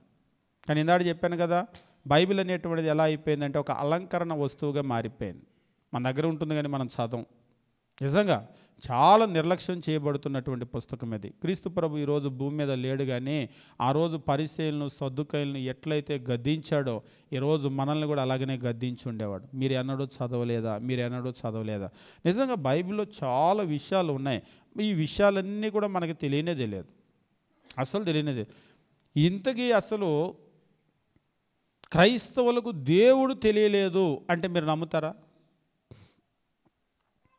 ఇవాళ కొంతమందికి యేసుక్రీస్తు దేవుడు అని ఒక ప్రశ్న అడుగుతున్నారు. అదొక ప్రశ్న. మొన్న ఎవరో ఒక ఆయన అన్నాడు, బర్రెగొడ్లు కాల్చుకునే వాళ్ళని అడిగితే కూడా యేసుక్రీస్తు దేవుడు అని చెప్తారు. బర్రెగొడ్లు కాల్చుకునే వాళ్ళని అడిగితే కూడా యేసుక్రీస్తు దేవుడు అని అంటారు. ఇంతకాలం నుంచి బైబిల్ చదివి మీకు అర్థం కాలేదంటే ఏమనుకోవాలి? చదవకముందు కాకరకాయ అన్నారంట, చదివా కీకరకాయ అన్నారంట. అట్లయింది మన పరిస్థితి. నిజంగా మనం ఏం చదువుతున్నాము, ఎట్లా చదువుతున్నాము, మనం ఏమి నేర్చుకుంటున్నాము అనేటువంటిది. కొంతమంది ఎట్లా ఉంటారంటే ఈ ప్రధానమైన సమస్య మేజర్గా మీరు ఎప్పుడైనా చూడండి. గత వారంలో కూడా పాత నిబంధన గురించి ఒక చర్చ జరిగింది కదా. వీళ్ళకి ముందు ఎవరు కూడా నేర్పించిన వాళ్ళు లేరు, వీళ్ళు సొంతగా వండుకున్న బోధలు అయ్యాన్ని. అసలు ఒక వాక్యాన్ని మాకు చదివేటప్పుడు నేర్పించింది. ఎప్పుడైనా ఒక వాక్యాన్ని బోధించేటప్పుడు ఒక ప్రసంగం చేసుకుంటే ఇది ఇవాళ నేనే చేస్తున్నానా, ఇంతకు ముందు కూడా చేశారా, దేవుని వాక్యంలో ఎలా ఉందా అనేటువంటిది మనం ఎప్పుడు చూసుకోవాలి. ఎందుకంటే ప్రపంచంలో 2000 సంవత్సరాల తర్వాత నాకే ఇవాళ మరలా తెలిసింది, నేను చెప్పటం ద్వారానే మరలా రక్షణ ప్రారంభమవుతుంది అని మనం ఎప్పుడు అనుకోకూడదు. అలా గనక అనుకుంటే మనం మనల్ని గురించి ఏదో ఊహించుకుంటున్నాం. ఈవేళ మన చేతికి కొత్తగా ఇచ్చిన బైబిల్ కాదు, ఇది 2000 సంవత్సరాల నుంచి ఉన్నటువంటి, ఇంకా మన భాషలో మోటు భాషలో చెప్పాలంటే పాత చింతకాయ పచ్చడిది. మనం కొత్తగా ఉండటానికి ఏమీ లేదు. ఇది 2000 సంవత్సరాల నుంచి బోధిస్తుందే ఇవాళ నేను బోధిస్తున్నా. మొన్న ఆయన చెప్పిందేగా ఈ ప్రసంగం. ఒకసారి కొంతమంది అంటారు, వాళ్ళు చెప్పారుగా ఇదని. వాళ్ళు చెప్పారు, వీళ్ళు చెప్పారేంటి? ఇవాళ నా చేతికి ఆయన కొత్త బైబిల్ ఇచ్చాడు, కొత్త చెప్పడానికి. ఇది 2000 సంవత్సరాల నుంచి చెప్తున్న బైబిలే, ఈవేళ నేను చెప్తున్నాను అంతే, అంతకుమించి కొత్తదనం ఏమీ లేదు. కానీ కొందరు ఏంటంటే ఏథెన్సు పట్టణవాసులాగా కొత్త విషయాలు వినాలి అని చెవులకు దురద ఉంటుంది. అందువల్ల వీళ్ళు ఏం చేస్తారంటే మనకు ఒక గుంపును పోగు చేసుకుందామని కొత్త బోధలు చేస్తూ ఉంటారు, లేని బోధలు చేస్తూ ఉంటారు. ఆ లేని బోధలు వచ్చినప్పుడు ఏంటంటే జనాలు అబ్బా ఇలాగ ఇంతకుముందు ఎవరో చెప్పలేదు సార్ అని అంటూ ఉంటారు. అనేసరికి ఇదేదో వీళ్ళు చెప్తే తప్ప ప్రపంచానికి తెలియదని వాళ్ళు ఫీల్ అవుతూ ఉంటారు. కానీ ఎప్పుడు కూడా గమనించండి, ఈ బైబిల్ 2000 సంవత్సరాల నుంచి వాళ్ళ చేతుల్లో ఏ బైబిల్ ఉందో ఈరోజు 2024లో నా చేతిలోకి వచ్చింది. ఒకవేళ ఏదైనా ఒక విషయం కొత్తగా మీకు ఉంది అంటే మీరు ఇంతకుముందు వినకపోవటం వల్లేమో, అంతే తప్ప వేరేమీ లేదు. మనం ఇంతకుముందు విని నేర్చుకున్నాం అనుకోని ఇది పాత విషయం అవుతుంది. అలా కాకుండా మనకు ఏదైనా కొత్తగా ఉంది అంటే వెంటనే క్వశ్చన్ మార్క్ పెట్టాలి. ఒక విషయం కొత్తగా ఉంది అంటే ఒకటి ఇంతకుముందు నేను నేర్చుకోకపోవటం వల్ల నాకు కొత్తగా ఉండాలి. ఉదాహరణకి 10th క్లాస్ ఉంటుంది, 9th క్లాస్ స్టూడెంట్ 10th క్లాస్లోకి వచ్చాడు, ఇవాళ ఆయనకు అంతా కొత్తగా ఉంటుంది, ఏ పాఠం చెప్పినా కొత్తగా ఉంటుంది. ఇప్పుడు 10th క్లాస్ చదువుకొని వెళ్ళిపోయిన తర్వాత మళ్ళీ 10thలోకి వచ్చి కూర్చున్నాడు అనుకోండి, మళ్ళీ కొత్తగా ఉంటుందా? ఉండదు. ఎందుకు? అన్నీ వినేసిన పాఠాలే కదా. కాబట్టి ఒకటి నువ్వు కొత్తగా అక్కడికి వచ్చి ఉండటం వల్ల కొత్తగా అనిపించాలి. ఇప్పుడు మనకు కూడా కొత్తగా అనిపిస్తుంది అంటే నువ్వింతకు ముందు నేర్చుకోకపోవటం వల్ల కొత్తగా అనిపించాలి. లేదు అని అంటే లేని సిలబస్ తెచ్చి బోధించారనుకోండి, అప్పుడు కూడా కొత్తగా అనిపిస్తుంది. కాబట్టి బైబిల్లో ఉన్న విషయాలే బోధించినప్పుడు కూడా నాకు కొత్తగా అనిపిస్తుంది అంటే నువ్వు ఇంతకుముందు నేర్చుకోలేదు అని అర్థం. నేర్చుకున్న తర్వాత కూడా కొత్తగా అనిపిస్తుందంటే లేని విషయాలు తెచ్చారు అని చెప్పేసి అర్థం. కాబట్టి జాగ్రత్త. బైబిల్ అనేటువంటిది మనం చదువుతూ ఉండవలసినటువంటి అవసరం ఉంది. దేవుడు తన వాక్యాన్ని కూడా అందుకొరకే మనకి ఇచ్చాడు. ముఖ్యంగా నా ఆత్మీయ స్థితి ఎలా ఉంది అనేటువంటి దాన్ని మనం ఎట్లా గ్రహించగలమంటే, నేను వాక్యాన్ని వింటున్నానా లేదా, వినగలుగుతున్నానా లేదా మాత్రమే కాదు, నేను వాక్యాన్ని చదువుతున్నానా లేదా.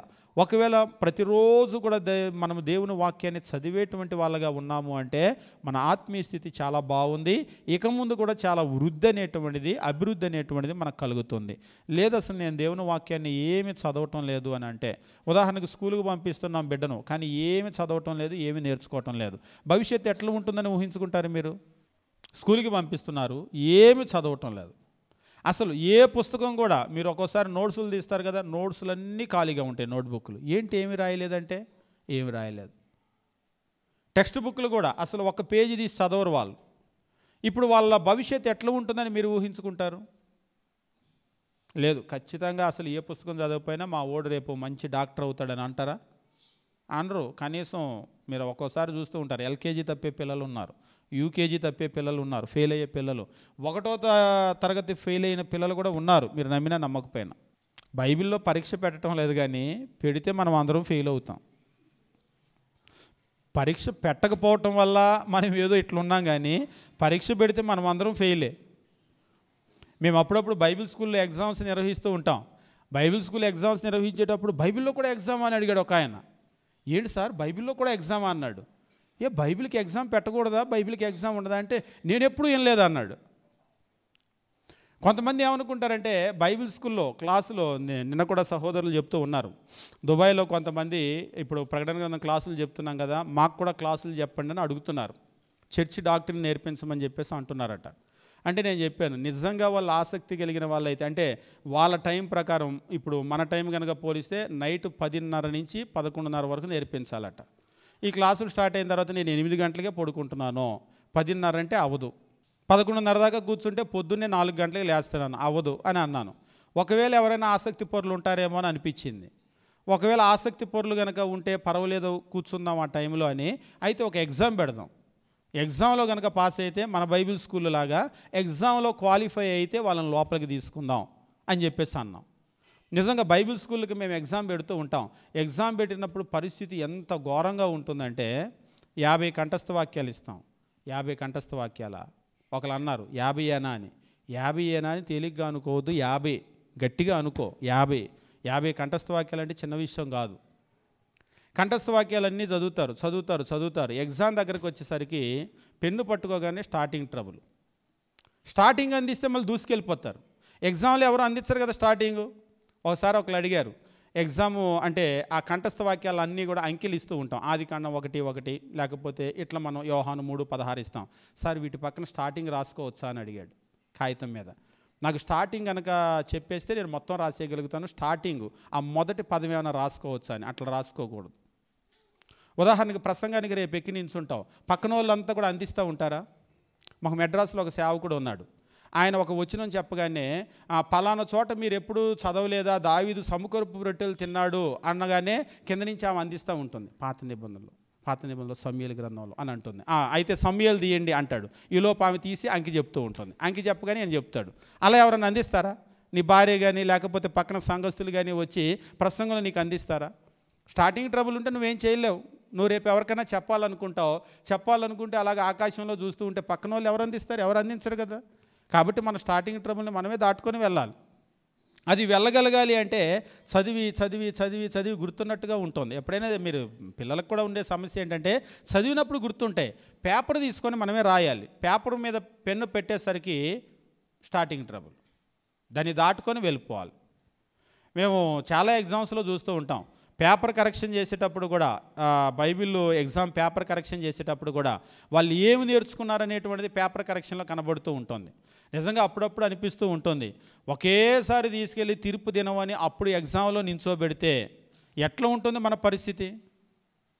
దేవుడేమో మనం చాలా దేవుని వాక్యము నేర్చుకోవాలి అని ఎదురు చూస్తున్నాడు. నేర్పించేటువంటి అవకాశాలు కూడా కల్పించాడు.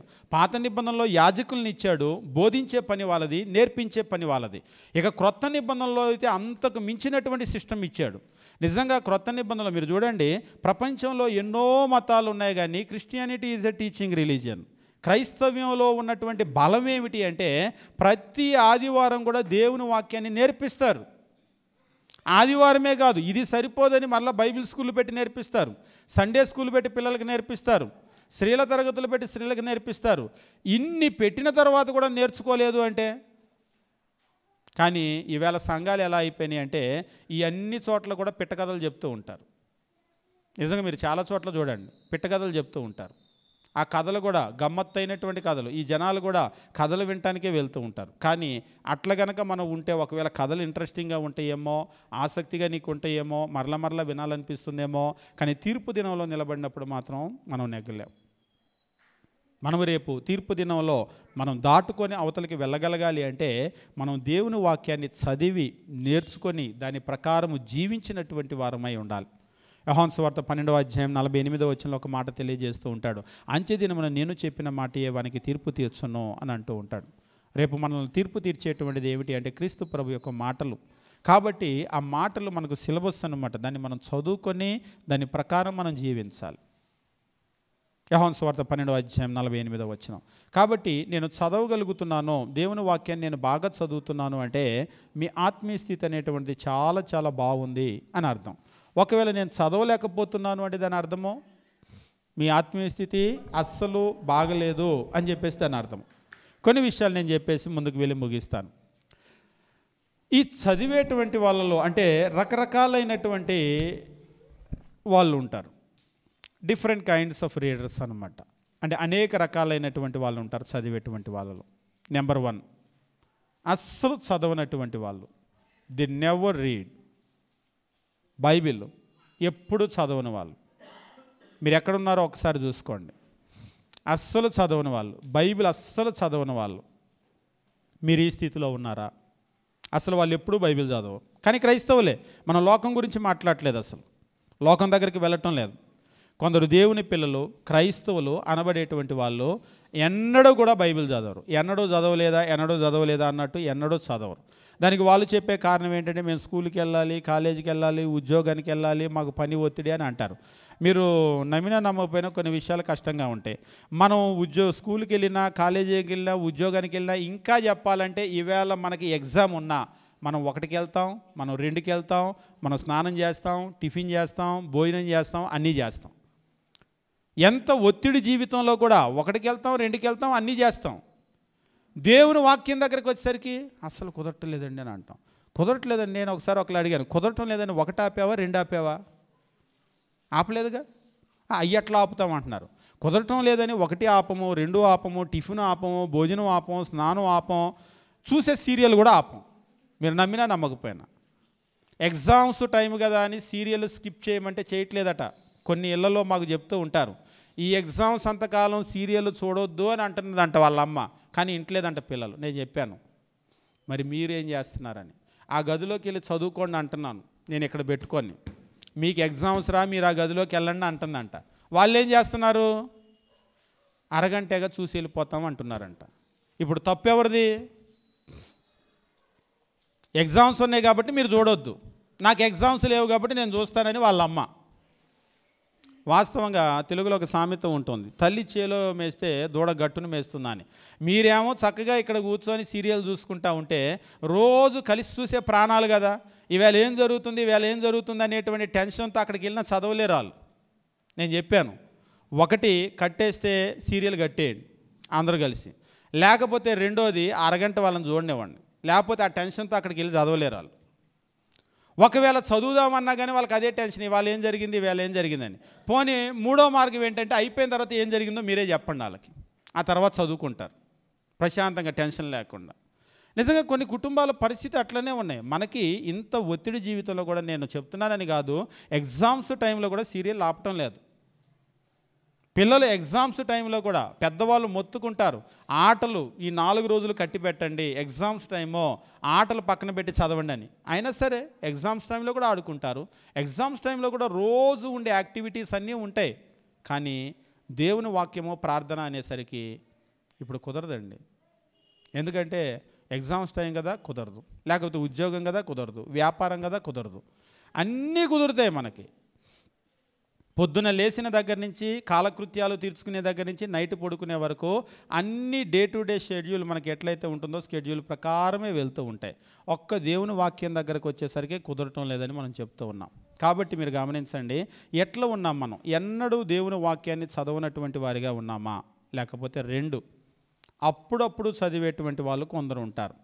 బైబిల్ని అప్పుడప్పుడు చదువుతూ ఉంటారు, అక్కడక్కడ చదువుతూ ఉంటారు. రెండో కేటగిరీ, అట్లా ఉన్నామా?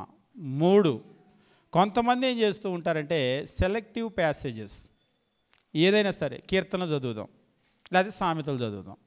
కీర్తనలు సామెతలు అయిపోతే మళ్ళీ కీర్తనలు సామెతలు. మా చిన్నప్పుడు కూడా సామెతలు చదువుకోండి అనేవాళ్ళు. సామెతలు చదివితే అయిపోతే మళ్ళీ సామెతలు చదువుకోండి. జీవితాంతం కీర్తనలు సామెతలు, జీవితాంతం కీర్తనలు సామెతలు చదివితే మిగిలింది ఎప్పుడు నేర్చుకుంటాం? కొంతమందికి వాళ్ళకి కొన్ని ఫేవరెట్ బుక్స్ ఉంటాయి బైబిల్లో కూడా. అంటే ఉండటం తప్పు కాదు, కొందరికి ఫేవరెట్ బుక్స్ ఉంటాయి బైబిల్లో కూడా. వాళ్ళు ఏం చేస్తారంటే ఎప్పుడు ఆ ఫేవరెట్ బుక్కే చదువుతారు. అసలు రెగ్యులర్గా చదివే అలవాటు ఉండదు. చదవాలి అనిపించినప్పుడు వాళ్ళ ఫేవరెట్ బుక్ తీసి అదే చదువుతూ ఉంటారు. ఇది ఒక రకమైనటువంటి వర్గం అన్నమాట, అంటే అస్సలు చదవనటువంటి వాళ్ళు. రెండవది ఏమిటి అంటే అప్పుడప్పుడు చదివేవాళ్ళు. మూడవది ఏమిటి అంటే వాళ్ళకి నచ్చినటువంటిదే చదివేటువంటి వాళ్ళు. నాలుగవది, కొంతమంది దేవుని వాక్యాన్ని చదువుతారు కానీ బాగా గమనించండి, వీళ్ళు ఒక విభిన్నమైనటువంటి వర్గం. వీళ్ళు బైబిల్ ఎందుకు చదువుతారంటే ఎదుటి వాళ్ళలో తప్పులు చూపించడానికి చదువుతూ ఉంటారు. ఈవేళ మీరు యూట్యూబ్లో కూడా చూస్తే కొంతమంది హిందువులు ప్రశ్నలు అడుగుతూ ఉంటారు, నోవాహు తాగి పడిపోయాడు కదా అని. నిజంగా యూట్యూబ్లో ఒక్కోసారి అనిపిస్తూ ఉంటుంది, తాగి పడిపోయాడు కదా అంటే అసలు ఆదికాండం మొదలు తెలుసా? ఆదికాండం తెలుసా? ఒకసారి మాకు ప్రశ్న అడిగేటప్పుడు ఒక్కొక్కరు ప్రశ్న అడుగుతారు. ప్రశ్న అడిగినప్పుడు ఒకసారి ఒక వ్యక్తి నన్ను ప్రశ్న అడిగాడు, యేసుక్రీస్తు తన్ను ఆరాధించమని చెప్పలేదు, తన్ను ఆరాధించువారు అట్టివారే కావాలని తండ్రి కోరుచున్నాడు, తండ్రి కోరుకున్నాడు, యేసుక్రీస్తు కోరలేదని అడిగాడు. ఎన్నో వచ్చినాం అన్నాను. యోహాను సువార్త 4వ అధ్యాయం అన్నాడు. 4వ అధ్యాయం ఏం చెప్పింది అని అడిగాను. ఏం చెప్పింది? క్రీస్తు ప్రభు కోరుకోలేదని చెప్పింది అని అన్నాడు. అసలు యోహాను సువార్త ఎవరికి రాశాడు? ఎప్పుడు రాశాడు? 1వ అధ్యాయం సందేశం ఏంటి? 2 సందేశం ఏంటి? 3వ అధ్యాయం ఏంటి? 4వ అధ్యాయం ఏంటి? సుకార్ అనేటువంటి ఆ పట్టణానికి వచ్చినప్పుడు ఎక్కడ సంభాషణ జరుగుతుంది, ఎవరితో జరుగుతుంది, కాంటెక్స్ట్ ఎటువైపు వెళ్తుంది, ఏం తెలియదు ఆయనకి. అసలు యోహాను సువార్త ఎవరికి రాశాడో తెలియదు, ఎప్పుడు రాశాడో తెలియదు, ఎందుకు రాశాడో తెలియదు, ఎక్కడ ఏ లొకేషన్లో కూర్చొని మాట్లాడుతున్నాడో తెలియదు, ఆ బావి ఏంటో తెలియదు, బావి నీళ్ళేంటో తెలియదు, వచ్చిన వ్యక్తి ఏంటో తెలియదు, అక్కడ ఉన్న సమరయుల జీవన విధానం ఏంటో తెలియదు, వాళ్ళ ఆరాధన ఏంటో తెలియదు. ఏమీ తెలియనటువంటి నువ్వు ఆ వచనాన్ని బయటకు తీసుకొని వస్తే నీ దగ్గర నేను నమ్మాలా అని అడిగాను. నీకు అసలు యోహాను సువార్త తెలియదు, 1వ అధ్యాయం తెలియదు, 2 తెలియదు, సుకార్ అనేటువంటి ఆ పట్టణం ఏంటో తెలియదు, ఆ యాకోబు బావి తెలియదు, సమరయులు తెలియదు, సమరయులు ఎక్కడ పుట్టారో తెలియదు, వాళ్ళ ఆరాధన విధానం ఏంటో తెలియదు, వాళ్ళతో క్రీస్తు ప్రభువు చేసిన ఆ చర్చ ఏంటో తెలియదు. అది ఏమీ తెలియను నువ్వు ఆ వచనాన్ని బయట తీసి ఇది అర్థమంటే నేను నమ్మాలా? నీకేమైనా బుర్ర ఉందా అసలు? ఈవేళ ఎట్లా అయిపోయిందంటే ప్రపంచం, కొంతమంది యూట్యూబ్లో కూడా పెడుతూ ఉన్నారు, నోవాహు తాగి పడిపోయాడు కదా, లోతు తన కూతురులతో తప్పు చేశాడు కదా. అసలు తప్పు ఎప్పుడు తప్పు? తప్పు ఎప్పుడు తప్పు? మీరు చూస్తూ ఉన్నారు. ఇంకొక ఆయన కూడా ఎవరో పాస్టర్లు ఎవరో సమాధానం చెప్పలేకపోతున్నారు, పాస్టర్లు ఎవరో సమాధానం చెప్పలేకపోతున్నారని ఒక ఆయన తిరుగుతూ ఉన్నాడు. ఆయనకు మొన్న మన సహోదరులు ఫోన్ చేశారంటే, ఉదయ్ గారు ఫోన్ చేసి, మీ ఏయో సమాధానాలు చెప్పలేకపోతున్నామని మీది ఉంది కదా, ఆ 28 కాదు, ఆ 28కి ఇంకొక 28 కూడా తీసుకొని రండి, అన్నిటికీ చెప్తామని. ఇక ఆ తర్వాత ఫోన్ ఎత్తడం లేదంట. ఫోన్ ఎత్తడం లేదని ఇంకో నెంబర్ నుంచి ఫోన్ చేశారంట, ఎత్తడం లేదు. అంటే దాని అర్థం ఏంటి? వాళ్ళకి నిజంగా వాటికి సమాధానాలు కాదు కావాల్సింది. సమాధానాలు అయితే బైబిల్లో ప్రతిదానికి సమాధానం ఉంది, సమాధానం లేనిదేమీ లేదు. సమాధానం ఎందుకు రావటం లేదంటే దాన్ని మనం చదవటం లేదు. మీరు ఉదాహరణకి ఒక 10th క్లాస్కి వెళ్ళేటువంటి స్టూడెంట్ ఉన్నాడు అనుకోండి, ఫస్ట్ క్లాస్ వచ్చేటువంటి మొత్తం సిలబస్ అంతా చదివిన వాళ్ళు ఏ ప్రశ్న అడగండి, టక్క టక్క టక్క టక్క చెప్తారు. అదే క్లాసులో పరమ మొద్దుంటాడు వెనకాల, ఎన్నడో పుస్తకం తెరవని ఒక బ్యాచ్. నువ్వు ఇంత పెద్ద స్కూల్లో చదువుతున్నావు, ఇంత క్లాసులో చదువుతున్నావు అని ఆయన ఒక ప్రశ్న అడగండి, చెప్పడు. దాని అర్థం ఏంటి అంటే దానికి సమాధానం లేదని కాదు, వాడి దగ్గర లేదా నాలెడ్జ్.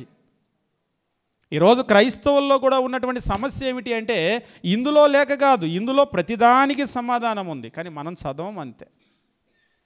దాన్ని వాళ్ళు ఏం చేస్తున్నారంటే ఎత్తి చూపించి ఇందులో ఉన్నటువంటి లోపమో అన్నట్లుగా ప్రపంచానికి చెప్తున్నారు.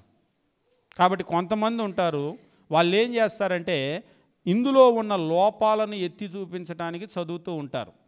తెలియని వాళ్ళు కనుక విన్నారనుకోండి, నిజంగా కొన్ని వీడియోలు చూస్తుంటే వాళ్ళ వీడియోలు చూసి బైబిల్లో ఇన్ని లోపాలు ఉన్నాయని మారి వెళ్ళిపోయారంటే ప్రార్థనకు వచ్చేవాళ్ళు. నాకు అప్పుడప్పుడు అనిపిస్తుంది, వీళ్ళెంత ప్రార్థనకు వచ్చేవాళ్ళు, వీళ్ళెంత బైబిల్ నేర్చుకున్నారని.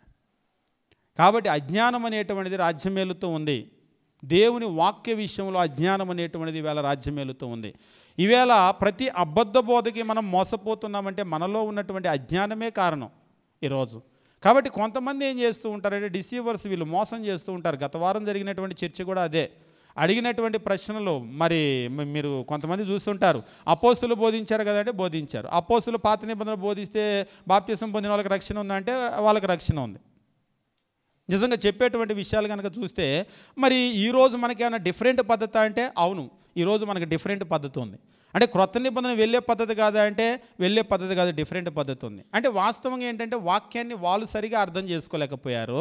ఇప్పుడు వీళ్ళు బోధిస్తే ఏమవుతుంది, కింద ఉన్నటువంటి వాళ్ళు కూడా. కాబట్టి మనం ఎప్పుడైనా సరే వాక్యాన్ని చదివేటప్పుడు ఆ సందేశం ఏమిటి, దాని అర్థం ఏమిటి అనేటువంటిది ఖచ్చితంగా చదవాలి. ఈవేళ కొత్తది ఏది కూడా మనం నేర్చుకోవటం లేదు. 2000 సంవత్సరాల నుంచి ఉన్నటువంటి ఓల్డ్ బుక్. ఇంకా చెప్పాలంటే ప్రపంచంలోనే అతి పురాతనమైనటువంటి పుస్తకం ఇది, అతి పురాతనమైనటువంటి మత గ్రంథము. యూదులకు దేవుడిచ్చినటువంటి టోరా ప్రపంచంలోనే అతి పురాతనమైన మత గ్రంథం. ఇంకా చెప్పాలంటే హిందువులు మాయి అంటారు కదా, అంతకు మించినటువంటి పురాతనమైనటువంటి మత గ్రంథం టోరా. యూదుల దగ్గర నుంచి వచ్చినటువంటి ఆ పుస్తకం కొన్ని వేల సంవత్సరాల కాలం నాటిది. దానికి వయసు అయితే 1000 సంవత్సరాల వయసు ఉంది, కానీ చదవటం అయితే లేదు, నేర్చుకోవటం అయితే లేదు. ఆ రోజున్న యూదులు అలానే చేశారు, తర్వాత ఇప్పుడు వచ్చినటువంటి క్రైస్తవులు కూడా అలానే చేస్తూ ఉన్నారు. కాబట్టి కొందరు చదువుతారు, కానీ చదివేటువంటిది ఎందుకు అంటే అందులో ఉన్నటువంటి తప్పులు ఎదగటానికి. ఒక్కోసారి బైబిల్లో మనం ఏదైనా చెప్పామనుకోండి, మనం చెప్పింది తప్పు అని రుజువు చేయడానికి చదువుతూ ఉంటారు గడగడ. మేము చెప్తూ ఉంటాం, చదవండి, ఏమేం చదవాలంటే ఈ అధ్యాయం చదవండి, ఈ వచనం చదవండి, వీటిని చదవండి అని మేము చెప్తూ ఉంటాం. మంచిదే, చదివితే మంచిదే. పోనీ ఎలాగన్నా చదువుతారు, ఎగ్జామ్స్ వచ్చినాయి అన్నా చదువుతూ ఉంటారు, మంచిదే, ఎంతో కొంత చదువుతున్నారు కదా. కాబట్టి ఎదుటి వాళ్ళది తప్పు అని రుజువు చేయడానికి చదువుతారు. కాకపోతే ఏంటంటే మనకు తెలుగులో ఒక సామెత ఉంటుంది, పచ్చ కామెరలు వచ్చిన వాళ్ళకి లోకం అంతా పచ్చగా కనబడుతుందని. నువ్వు బైబిల్ని తప్పు అనే ఉద్దేశంతో కనుక చదివితే అది తప్పుగానే కనబడుతుంది. నోవాహు తాగి బట్టలు లేకుండా పడిపోయాడు కదా, తప్పు కదా అన్న కోణంతో చూస్తే నీకు అట్లనే కనబడుతుంది. లోతు తన కుమార్తెలతో తప్పు చేశాడు కదా అన్న కోణంలో చూస్తే తప్పే కనబడుతుంది. నువ్వేం చేయాలి అంటే నువ్వు దాన్ని యథార్థమైన మనసుతో నువ్వు చదవగలగాలి. చదివేటప్పుడు నీకంటూ ఒక ఆలోచన ఉండకూడదు. మంచి చెడు అనేటువంటి నీకు ముందే పెట్టుకున్నావు అనుకోండి, బైబిల్ మంచి అని చదివితే అంత మంచిగా కనబడుతుంది, చెడు అని చదివితే అంత చెడుగా కనబడుతుంది. నీకు ఏ ఉద్దేశం వద్దు, ఏ ఉద్దేశం లేకుండా యథార్థంగా కూర్చొని చదువు, అందులో ఉన్న వాస్తవాలు ఏంటో అర్థమవుతాయి. కొంతమంది అసలు ఎప్పుడు కూడా చదవరు, కొంతమంది అప్పుడప్పుడు చదువుతారు, కొంతమంది తమకు నచ్చింది మాత్రమే చదువుతూ ఉంటారు, కొంతమంది ఇలాగ తప్పులు వెతకడానికి చదువుతూ ఉంటారు. కానీ ఒక వర్గం ఉంది, చాలా కొద్దిమంది ఆ వర్గము ఎప్పుడూ దేవుని వాక్యాన్ని చదువుతారు, ఎప్పుడు దేవుని వాక్యాన్ని చదువుతారు, యథార్థమైనటువంటి మనసుతో భక్తి భావంతో చదువుతూ ఉంటారు, నేర్చుకోవాలని చదువుతూ ఉంటారు, జీవితాలు మార్చుకోవాలని చదువుతూ ఉంటారు. ఒకవేళ మీరు ఈ వర్గంలో కనుక ఉన్నారా, మీ ఆత్మీయ స్థితి బాగుంది. నేను ఎప్పుడు చదవను అంటే మీ ఆత్మీయ స్థితి బాగలేదు, అది అసలు ఎప్పుడు బాగుపడదు కూడా. అప్పుడప్పుడు చదువుతానంటే అయితే కూడా మీరు బాగలేదు. నేను నాకు నచ్చింది చదువుతానండి, అయితే రోజు బైబిల్ చదువుతా, కీర్తనలు సామెతలు అంటే అయితే కూడా మీరు బాగలేదు. అదొక్కటి మాత్రం మన ఆత్మీయ జీవితానికి సరిపోదు. ఇప్పుడు మన శరీరానికి ఎలాగైతే వైటమిన్స్, మినరల్స్, కార్బోహైడ్రేట్స్ అని మనం అంటూ ఉంటామో అన్నీ మన శరీరానికి కావాలి, అన్నీ కావాలి. కొంతమందికి దోసకాయ కూర నచ్చితే రోజు దోసకాయ అంటారు, కొంతమందికి పప్పు నచ్చితే పిల్లలకి అసలు పప్పు లేకపోతే తినరు, కొంతమందికి ఏది నచ్చితే రోజు అదే తినాలి, రోజు అదే కావాలని మారం చేస్తారు ఇంట్లో. రోజు ఒకటే తింటే మనకి లోపం వస్తుంది శరీరంలో. ఈరోజు మీరు చూడండి, మొన్న ఎవరో ఒకరు చెప్తున్నారు, మనుషులు తినదగినటువంటి 200 రకాల ఆకుకూరలు ఉన్నాయంట, పండిస్తున్నాడంట ఆయన. నిజంగా 200 రకాలంటే నేను లెక్కేసాను, నాకు ఎన్ని ఆకుకూరలు తెలుసని. గోంగూర తెలుసు, తోటకూర తెలుసు, బచ్చల కూర, చుక్క కూర, అన్ని కూరలు కలిపితే 10 ఏళ్ళు కూడా రాలేదు. ఇంకా ఒకవేళ మహా చెప్పగలిగితే ఇంకొక 5 రకాలు చెప్పగలుగుతాను, అంతకుమించి నాకు తెలియదు. 200 రకాల ఆకుకూరలు మనుషులు తినదగినటువంటి ఆకులు ఉన్నాయా అని చెప్పేసి అంటే నిజంగా ఆ లిస్టు చదివితే అందులో ఏ ఆకులు అసలు పేర్లు కూడా తెలియదు. అంటే మనకి శరీర లోపంలో వస్తూ ఉంది అని చెప్పేసి అంటే మనము ఈరోజు ఎట్లా ఉందంటే రోజు తినే రొటీన్ ఫుడ్తో ఎలాగైతే వెళ్ళిపోతున్నామో కొంతమంది అలాగనే వాళ్ళకి కీర్తనలు నచ్చితే రొటీన్గా ఇక లేస్తే కీర్తనలు చదువుతాడు, పొద్దున కీర్తన చదువుతాడు, సాయంత్రం కీర్తన చదువుతాడు, జీవితాంతం కీర్తనే చదువుతాడు. సామెతలు నచ్చింది అనుకోండి, జీవితాంతం సామెతలే. అట్లా కాదు, బైబిల్లో ప్రతి పుస్తకాన్ని అంటే మీకు నచ్చిన ఫేవరెట్ బుక్స్ ఉండకూడదా అంటారు కొందరు. ఉండొచ్చు, నాకు కూడా ఇర్మియా గ్రంథం అంటే ఇష్టం, ఉండొచ్చు. అట్లని రోజు అదే చదువుతానని కాదు, మొత్తం పుస్తకం అంతా కూడా మనం చదవాలి, అంతా అర్థం చేసుకోవాలి, దాని ప్రకారం మన జీవితాలు కట్టుకోవాలి.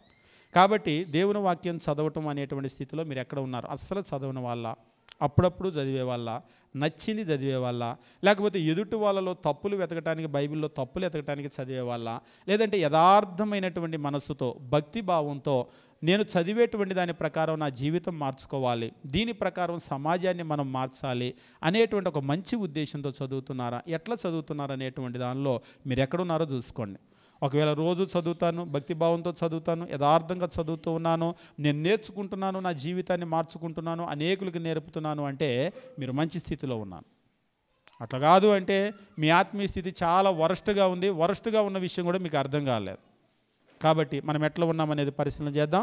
దేవుని చిత్తమైతే రాబోయేటువంటి వారాల్లో మనం బైబిల్ని చదవటం వల్ల మనకి ఏంటి ఉపయోగం అనేటువంటిది, బైబిల్ని బాగా చదవాలి అంటే మనం ఎట్లా ఆ చదివేటువంటి ఆ హ్యాబిట్ని డెవలప్ చేసుకోవాలి, ఈ విషయాలను మనం గమనిద్దాం. దేవుడు మనల్ని మన కుటుంబాలను దీవించును గాక.